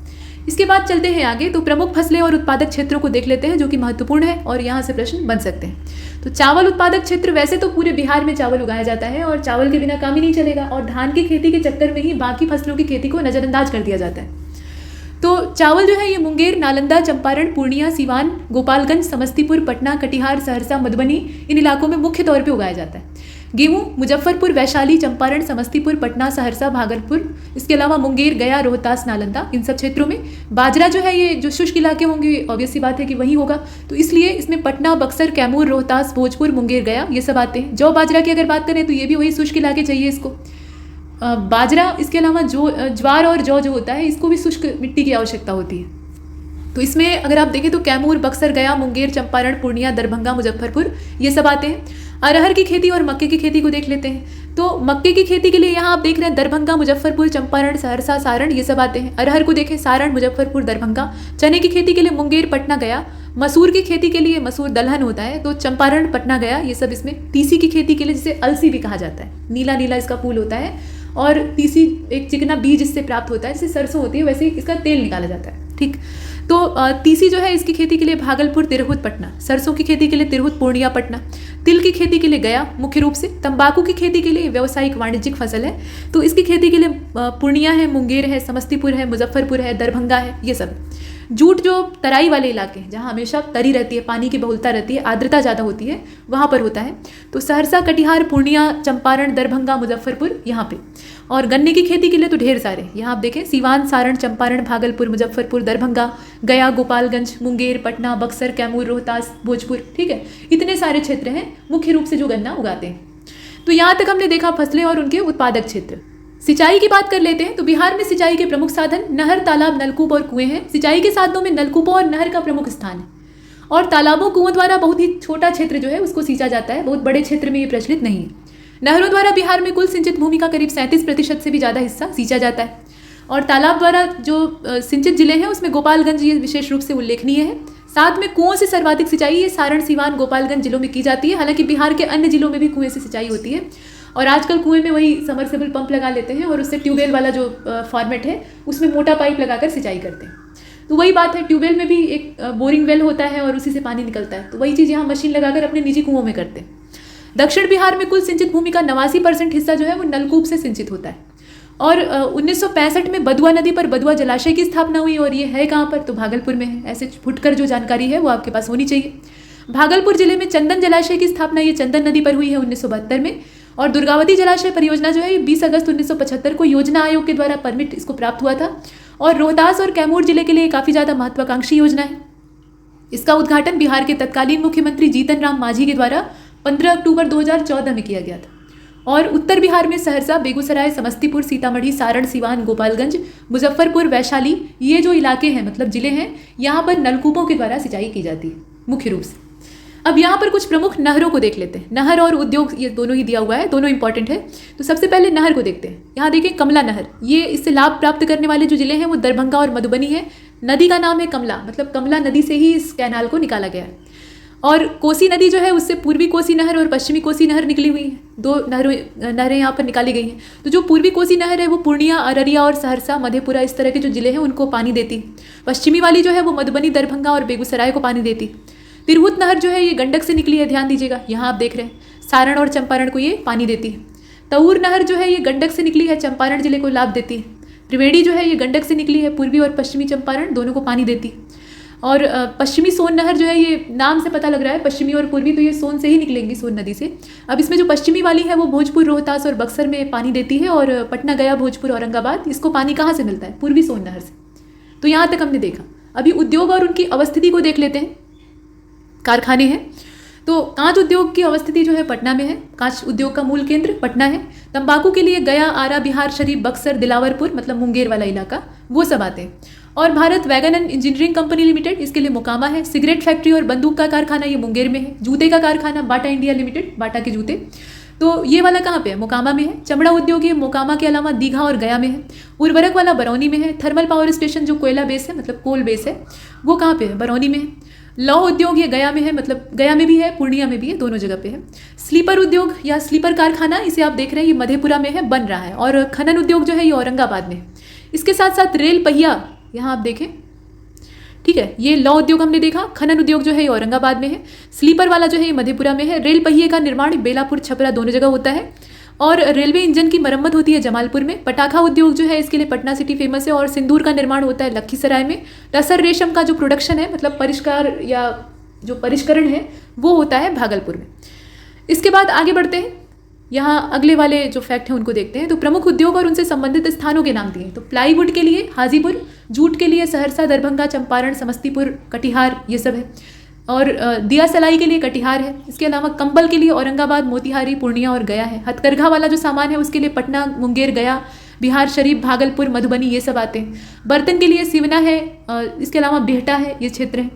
सूती वस्त्र के लिए गया, डुमरांव, फुलवारी शरीफ, पटना, मोकामा, मुंगेर, ये सब आते हैं। चीनी उद्योग ढेर सारा है, तो इसमें आप देखें मझौलिया, सुगौली, मोतिहारी, चनपटिया, बिहटा, गया, हथुआ, मोतीपुर, सारण, सीवान, दरभंगा, इतने सारे क्षेत्र जो हैं ये चीनी उद्योग के तौर पे देखे जाते हैं। मतलब उद्योग और उससे संबंधित स्थानों को हमने देखा।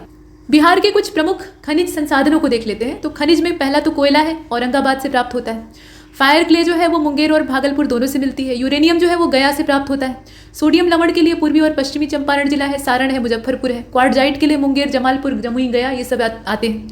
मैग्नीज के लिए मुंगेर और गया जिले हैं। टिन के लिए गया, देवराज और चक्खंद आते हैं। बॉक्साइट के लिए मुंगेर, रोहतास ये सब आते हैं। अभ्रक के लिए गया, नेवादा, मुंगेर, जमुई, बिजैसा, महेश्वरी, नवाडी, चकाई ये सब आते हैं। शोरा के लिए पूर्वी चंपारण, सारण, बेगूसराय ये आते हैं। पाइराइट के लिए रोहतास है। और वैसे ही खनिज तेल को अगर देखें तो मुंगेर और राजगीर इसमें आते हैं। एस्बेस्टस के लिए मुंगेर है। डोलोमाइट के लिए रोहतास है। सिलिमेनाइट के लिए गया है। लिथियम के लिए गया है। फेलस्पार को आप यहाँ देख रहे हैं, ये है गया, भागलपुर, मुंगेर, जमुई ये सब आते हैं। सोना के लिए देखिए जमुई जो करमटिया वाला क्षेत्र है। इसके अलावा पश्चिमी चंपारण, वाल्मीकि नगर, मुंगेर में सोनी नाम का जगह है जो जमुई में पड़ता है, तो वो सारे इलाके इसमें कवर होते हैं। शीशे के लिए भागलपुर, गंधक के लिए रोहतास का जो अमझोर वाला इलाका है वो आता है। चून पत्थर के लिए कैमूर और सोपस्टोन, सिलिका सैंड, चीनी मिट्टी इस तरह की फुटकर चीज़ों के लिए मुंगेर। आगे बढ़ते हैं, बिहार के राष्ट्रीय राजमार्गों को देख लेते हैं। तो राजमार्ग संख्या 2 दिल्ली से कानपुर, कोलकाता ये होते हुए जाता है, मतलब ग्रैंड ट्रंक रोड का ये नया संस्करण है।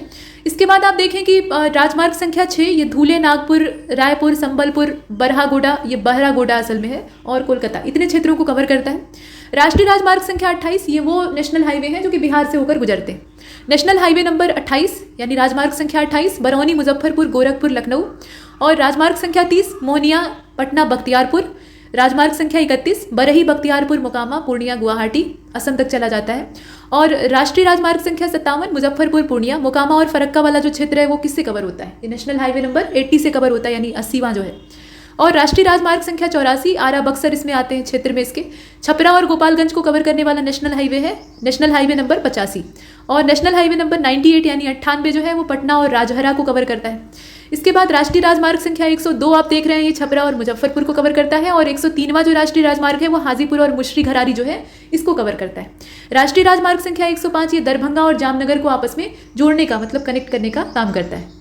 बिहार की वन संपदा और जीव जंतुओं के बारे में थोड़ा परिचय प्राप्त कर लेते हैं। तो वन जो है इसमें देखा जाए बिहार के पूरे क्षेत्र में, तो पहले तो बहुतायत पाए जाते थे प्राचीन समय में, जंगल ही जंगल थे। लेकिन अब की जो स्थिति है वो एकदम से यहाँ जंगलों का विनाश हो चुका है। तो मैदानी क्षेत्रफल वाला ये राज्य है, जनसंख्या का अधिक भार और कृषि भूमि का बहुत बड़ा दबाव है, और इस वजह से जंगल और प्राकृतिक वनस्पतियाँ यहाँ पर्याप्त मात्रा में नहीं पाए जाते, बहुत कम पाए जाते हैं। मानसूनी जलवायु वाला राज्य है, यानी वनस्पति के लिए संभावना तो बहुत अच्छी है। अगर खेत खुले छोड़ दिए जाए तो जंगल उगते देर नहीं लगेगी, लेकिन ऐसा हो नहीं सकता क्योंकि आबादी ही असली समस्या है। और वनस्पति का निर्धारण मूल रूप से वर्षा से ही होता है, वर्षा और जलवायु उसी चीज़ पर आधारित होती है। शिवालिक श्रेणी और कैमूर के पहाड़ी क्षेत्र में वनस्पति को ऊंचाई भी प्रभावित करती है। तो ऊंचाई तो हर जगह वनस्पति को प्रभावित करती है, लेकिन यहाँ बिहार के लिए स्पेशली हम बात कर रहे हैं। वर्षा की मात्रा के आधार पर बिहार की प्राकृतिक वनस्पति को 2 भागों में बांटा जा सकता है। एक तो आर्द्र पर्णपाती वन है और दूसरा शुष्क पर्णपाती वन है। आर्द्र पर्णपाती वन में 120 से अधिक जो वार्षिक वर्षा, मतलब 120 सेंटीमीटर से ज़्यादा वार्षिक वर्षा वाले जो क्षेत्र हैं वो आते हैं, और इसे भी 2 वर्गों में बांटकर हम देखते हैं। तो सोमेश्वर या दून श्रेणी के वन यहाँ आप देख रहे हैं, ये वन मुख्य रूप से पश्चिमी चंपारण में पाए जाते हैं, और यहाँ वर्षा की मात्रा 160 सेंटीमीटर से भी ज़्यादा होती है। उच्च भूमि और पहाड़ी ढालों पर जो पाए जाने वाले वन हैं, इसमें मुख्य रूप से यहाँ वनों के प्रकार आप देखें, शाल है, शीशम है, खैर है, सेमल है। सेमल कटीला वृक्ष होता है, और वसंत के समय में इसमें लाल लाल फूल लगते हैं, और जब लू वाला मौसम आता है तो इसमें भर भर कर रुई लगती है। इसकी जो कोपलें होती हैं ना, कोयना, उसके अंदर रुई भरी रहती है, और वो फट जाती है और लू के साथ वो बेहिसाब उड़ती है। तो ये चीज़ है। और तून, ये सब जो वृक्ष हैं ये पश्चिमी जो पहाड़ी ढाल हैं उसके ऊपर उगते हैं। ऊंचाई के कारण इन क्षेत्रों में सवाना प्रकार की वनस्पति जो है वो विकसित होती है, ये ध्यान दीजिएगा। तराई क्षेत्र के जो वन हैं, सीधी बात है कि तराई क्षेत्र में पाए जाएंगे, मतलब उत्तर पश्चिमी और उत्तर पूर्वी जो हिस्से हैं जहाँ तराई वाला माहौल पाया जाता है वहाँ ये पाए जाते हैं। ये वन पूर्णिया, सहरसा, अररिया, किशनगंज इस तरह के जिलों में एक संकीर्ण पट्टी के रूप में पाए जाते हैं। सकरी पट्टी है, बहुत ज़्यादा चौड़ी नहीं। इस वन में मुख्य वनस्पतियों में बांस तो ही है, उसके अलावा सवई है, नरकट घास है, झाड़ है, हाथी घास है, ये सब पाए जाते हैं। ये जो वनस्पतियां हैं ये बहुत भरपूर मात्रा में होती हैं, और बांस के जो झुरमुट हैं वो तो बहुत सघन होते हैं। इसके बाद आप देखें, इस प्रकार की वनस्पतियां निम्न दलदली भूमि में पाई जाती हैं। इस प्रकार की वनस्पतियां जो है, मतलब दलदली भूमि का मतलब क्या है कि वहाँ आर्द्रता भी होगी और जल की रुकावट भी होगी। सहरसा तथा पूर्णिया का जो उत्तरी सीमांत क्षेत्र है वहाँ शाल वनों की भी पट्टी पाई जाती है, शाल के वृक्ष पाए जाते हैं। और किसी ज़माने में कहा जाता है कि ये जो पूरा पूर्णिया और सहरसा का इलाका था ये शाल के वनों का गढ़ हुआ करता था, मतलब पूरा ढका रहता था। इसके बाद आप देखें शुष्क पर्णपाती वन, तो 120 सेंटीमीटर से कम जो औसत वार्षिक वर्षा है वो इन क्षेत्रों में पाई जाती है। तब शुष्क पर्णपाती वन वहाँ मिलते हैं, मतलब ये सूखा इलाका होता है अपेक्षाकृत। और झाड़ी घास और छोटे छोटे पौधे यहाँ विकसित होते हैं। इस प्रकार की वनस्पति का विकास बिहार के पूर्वी मध्यवर्ती भाग, दक्षिणी पठारी हिस्से और पश्चिमी हिस्सों में हुआ है। इस प्रकार के वन कैमूर, रोहतास, गया, औरंगाबाद, नवादा, जमुई, शेखपुरा, बांका जिले में शुष्क पठारी इलाकों में पाए जाते हैं। और इस प्रकार के वनों में मुख्य रूप से शीशम, महुआ, खैर, पलास, आसन, आंवला, अमलतास, आवनूस ये सब आते हैं। फुटकर जो जंगल हैं, मतलब वृक्ष हैं, वो पाए जाते हैं। आगे बढ़ते हैं। बिहार में वनों की सुरक्षा को ध्यान में रखते हुए इन्हें 3 हिस्सों में बांटा गया है, मतलब वनों का वर्गीकरण किया गया है कि जो बचे खुचे हैं उनको बचा लिया जाए एटलीस्ट। तो सुरक्षित वन है, आरक्षित वन है और अवर्गीकृत वन है। सुरक्षित वन वो है जहाँ पर पशुओं को चराने, लकड़ी काटने इत्यादि की अनुमति नहीं होती, इन्हें सरकारी संरक्षण प्राप्त होता है। आरक्षित वन वैसे वन होते हैं जिसमें कि पशुओं को चराने और सीमित मात्रा में लकड़ी काटने की परमिशन होती है। और अवर्गीकृत में बेहिसाब कुछ भी, मतलब प्रतिबंध नहीं होता है, बेरोक टोक कुछ भी कर सकते हैं, लेकिन इसके लिए शुल्क लिया जाता है, ये एक चीज़। तो वन संपदा में कुछ और बातें देख लेते हैं। तो वन संपदा से प्राप्त होने वाले जो उत्पाद हैं, मतलब वनों से प्राप्त होने वाले जो उत्पाद हैं उसको वन संपदा कहा जाता है। और अनेक प्रकार के प्रमुख और गौण उत्पाद प्राप्त होते हैं। जितने भी जंगल हैं बेचारे हैं तो कम मात्रा में, लेकिन देते बहुत कुछ है। और वृक्ष की यही तो विशेषता होती है। अगर परोपकारी वस्तुओं की श्रेणी बनाई जाए, मतलब कैटेगरी बनाई जाए, तो उसमें वृक्ष जो है वो सबसे प्रथम स्थान पर होगा, क्योंकि वो देता ही है, लेता तो बहुत थोड़ा सा है। अब यहाँ अगर आप देखें तो शाल का जो वृक्ष है ये पहाड़ी ढालों और तराई क्षेत्रों में पाया जाता है। इसकी लकड़ी बहुत कीमती होती है, कठोर होती है और टिकाऊ होती है। तो जब तक ये बच्चा रहता है और बड़ा होता रहता है तब तक तो इसकी जान बची रहती है, लेकिन जब ये अपना युवा रूप धारण करता है तो उसी समय किसान या जो इसको उगाने वाले लोग हैं वो इसके ऊपर दृष्टि गड़ा लेते हैं कि भाई अब ये इमारत में लगने के लिए तैयार हो गया है, मतलब इसका बढ़िया फर्नीचर और बढ़िया इमारती लकड़ी के तौर पर इस्तेमाल किया जा सकता है। तो ये चीज़ है। मतलब यहाँ आप देख रहे हैं रेलवे के डिब्बे और पटरियाँ आदि बनाने में भी इसका इस्तेमाल किया जाता है, मतलब गवर्नमेंट भी इसको यूज़ करती है।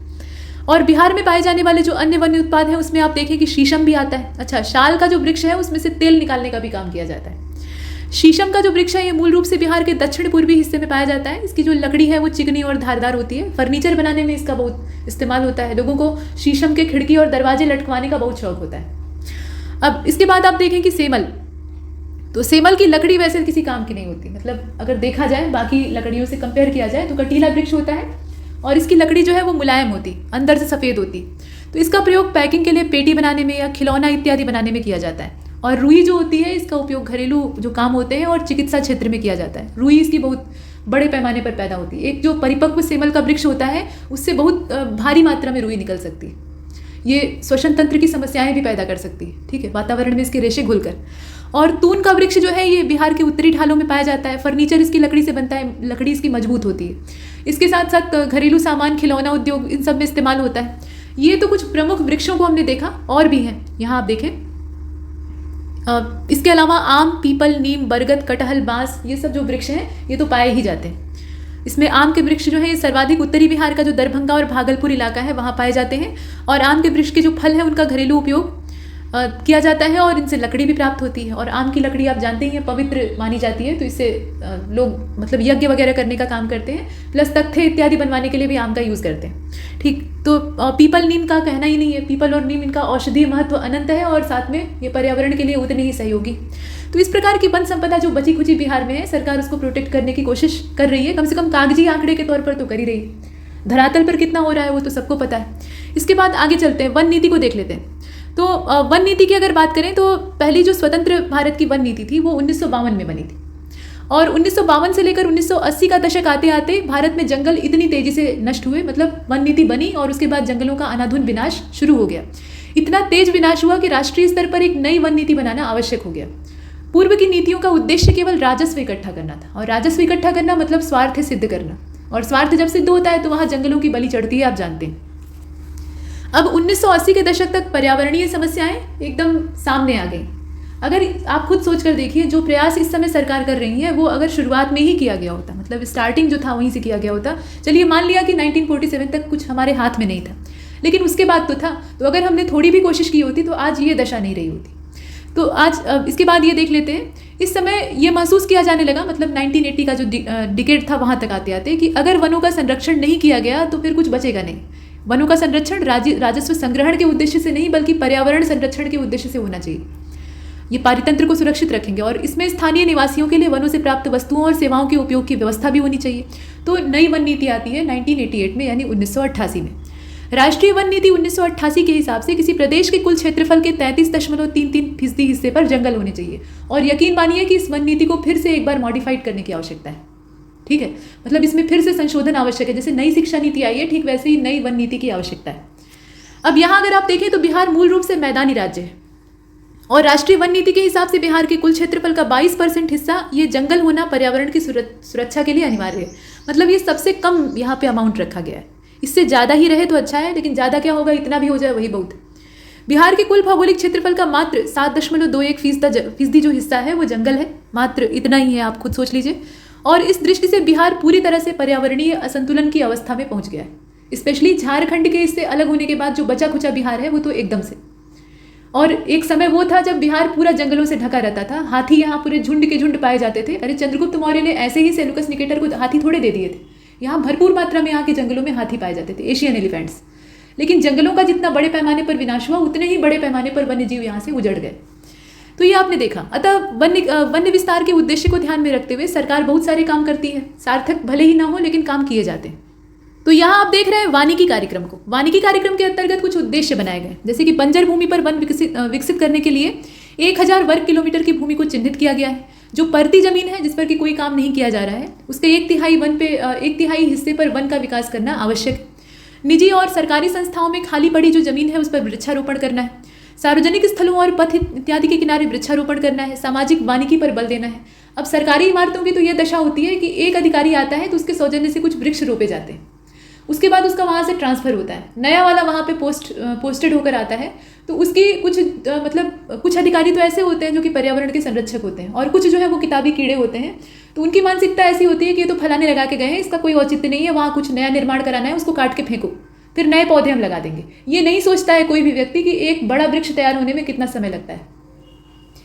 तो आपने देखा इतना। इसके बाद आगे बढ़ते हैं, यहाँ देखते हैं हरियाली मिशन को। तो हरियाली मिशन कृषि विकास योजना का एक घटक है और इसका उद्देश्य राज्य के 7.21% वनाच्छादित हिस्सों को 2017 ईस्वी से बढ़ाकर, मतलब ये समय दिया है 2017 का, वहाँ से बढ़ाकर 15% करना है। मतलब 7.21% वनाच्छादित क्षेत्र वर्तमान में है, जो कि बहुत चिंताजनक है। तो उसको 15% करने का लक्ष्य है। और 2012 से 17 के बीच में, जो कि टारगेट कंप्लीट हो जाना चाहिए लेकिन हुआ नहीं, इसके बीच में 4.60 लाख हेक्टेयर भूमि पर वृक्षारोपण करने का उद्देश्य है। देखिए, वृक्षारोपण तो सरकार करती है, इसमें ईमानदारी से स्वीकार वो करती है और वो सत्य भी है। लेकिन पेड़ कितने जिंदा बचते हैं ये मैटर करता है ना। आप वृक्ष रोप दीजिए, सिर्फ इतना ही पर्याप्त है। आप कागज में सीना फुलाकर अपना रिकॉर्ड दर्ज कर दीजिए कि मैंने इतने पौधे रोपे, इतना रिकॉर्ड तोड़ दिया, लिम्का बुक में दर्ज हो गए, गिनीज बुक में नाम आ गया। उसमें से कितने पौधे जिंदा बचे और वो पेड़ बन सके, ये कोई नहीं पूछने जाता है, किसी भी प्रदेश सरकार की बात। ठीक है, तो यहाँ भी वही चीज़ है। इसके बाद आप देखें कि 2017 ईस्वी तक राज्य के कुल भौगोलिक क्षेत्रफल के 15% हिस्से पर वन क्षेत्र का विकास करना था, जो कि नहीं हुआ। इसके बाद जल छाजन विकास के अंतर्गत 2000 वर्ग किलोमीटर का जो वन क्षेत्र है, वहाँ पे मृदा और नमी संरक्षण काम किया गया, जिसमें कि 1000 वर्ग किलोमीटर का जो आवृष्ट वन क्षेत्रफल है उसमें वृक्षारोपण और पुनर्वास के काम को भी शामिल किया गया। कृषि वानिकी द्वारा किसानों की आय में वृद्धि की गई और गरीबी रेखा से नीचे जीवन यापन करने वाले परिवारों को लगाए गए वृक्षों का पट्टा देकर जीविकोपार्जन के उपलब्ध साधन मुहैया कराना और गरीबी के उन्मूलन में सहायता करना, ये काम किया गया। राज्य में वनोत्पादों की उपलब्धता में वृद्धि का घरेलू आवश्यकताओं की पूर्ति में सहायता के तौर पर भी इस्तेमाल किया जाता है। वनोत्पाद आधारित जो उद्योग है उनको कच्चे माल की आपूर्ति के लिए सुदृढ़ तौर पर विकसित करना और राज्य में औद्योगिकरण को बढ़ावा देना। मतलब वृक्षारोपण को भी बढ़ावा देना है, पेड़ को भी लगाना है, पर्यावरण भी बचाना है और औद्योगिकरण को भी बढ़ावा देना है। तो ये मानकर चलना चाहिए कि अभी जो हमारा औद्योगिक ढांचा है वो विनाश के रास्ते से ही होकर गुजरता है। मतलब पर्यावरण की कीमत पर ही उसको बनाया गया है। तो अगर उद्योग बढ़ेंगे तो जो वृक्ष हैं वो अपने आप नष्ट होने शुरू हो जाएंगे। ठीक है, इसके बाद देखें आगे। तो राज्य में पारिस्थितिकीय संतुलन स्थापित करते हुए जलवायु परिवर्तन के नकारात्मक प्रभाव को कम करना ये उद्देश्य है। और तटबंधों, नहरों और सड़कों के किनारे कृषि अनुपयोगी जमीनों पर विशेष रूप से वृक्षारोपण करना है। कृषि अनुपयोगी जमीन बचेगी कहाँ से? जो कृषि उपयोगी जमीन है उस पर तो रहने के लिए घर बनवा रहे हैं लोग, तो अनुपयोगी जमीन का सवाल ही नहीं उठता है। तो ऐसी स्थिति में जनसंख्या मूल समस्या है। मतलब लोगों की तादाद इतनी ज़्यादा बढ़ती जा रही है और बिहार में आप जनसंख्या घनत्व तो खुद देख लीजिए, मतलब देश में नंबर 1 है इस मामले में। तो ऐसे राज्य में या किसी भी देश के राज्य में यही कंडीशन है। मतलब जनसंख्या घनत्व ज़्यादा होने पर लोगों को रहने के लिए ठिकाना चाहिए, तो आदमी पहले घर बनवाने की सोचेगा, बाद में पेड़ लगाने की सोचेगा, और ऐसे में पेड़ कटते हैं, पेड़ों को काट कर, खेतों को उजाड़ कर वहाँ घर बनवा लिए जाते। तो ये सारी चीज़ें यहाँ समस्या के तौर पर दिखाई देती। राष्ट्रीय वनीकरण योजना को देख लेते हैं। तो इस योजना के अंतर्गत पर्यावरण, वन और जलवायु परिवर्तन मंत्रालय भारत सरकार के राष्ट्रीय वनीकरण और पारिस्थितिकी विकास बोर्ड के द्वारा 100% धन मुहैया कराया जाता है। ग्रीन इंडिया मिशन जो है, इसमें बहुआयामी प्लान है, जैसे कि 4 राज्य, मतलब राज्य के जो 4 क्षेत्र हैं, चयनित क्षेत्र हैं, उनमें वनों का विकास करना ही इसका उद्देश्य है। तो अघौरा कैमूर का है, धरहरा मुंगेर का है, बांका ये क्षेत्र है, और इमामगंज जो गया का है वहाँ पर। और इसके साथ साथ 11 वन दिवसों के आयोजन का निर्णय लिया गया है। तो इसको हम लोग एक बार देख लेते हैं। इसमें विश्व आर्द्र भूमि दिवस है, जो कि ये अंतर्राष्ट्रीय स्तर का है, 2 फरवरी को मनाया जाता है। वानिकी दिवस ये 21 मार्च को मनाया जाता है। प्रवासी पक्षी दिवस ये द्वितीय सप्ताह जो यहाँ पे मार्च का है उसमें मनाया जाता है। 22 मई वाला जो समय है ये विश्व जैव विविधता दिवस। तो बिहार सरकार इसको अपने स्तर पर बड़े पैमाने पर आयोजित करती है। वन महोत्सव जो है जुलाई सितंबर वाला जो मौसम है उसमें मनाया जाता है। 5 जून को विश्व पर्यावरण दिवस, ठीक है। इसके बाद आप देखें 9 अगस्त को बिहार पृथ्वी दिवस, विश्व ओजोन दिवस 16 सितंबर, वन्य प्राणी सप्ताह 2 से लेकर 9 अक्टूबर, विश्व पशु कल्याण दिवस 4 अक्टूबर और डाल्फिन दिवस 5 अक्टूबर। तो यहाँ तक हमने कुछ महत्वपूर्ण जानकारियों को कवर किया है और इसी के साथ यहाँ समापन होता है बिहार जीके का। इसमें इतना ही, तब तक के लिए नमस्कार।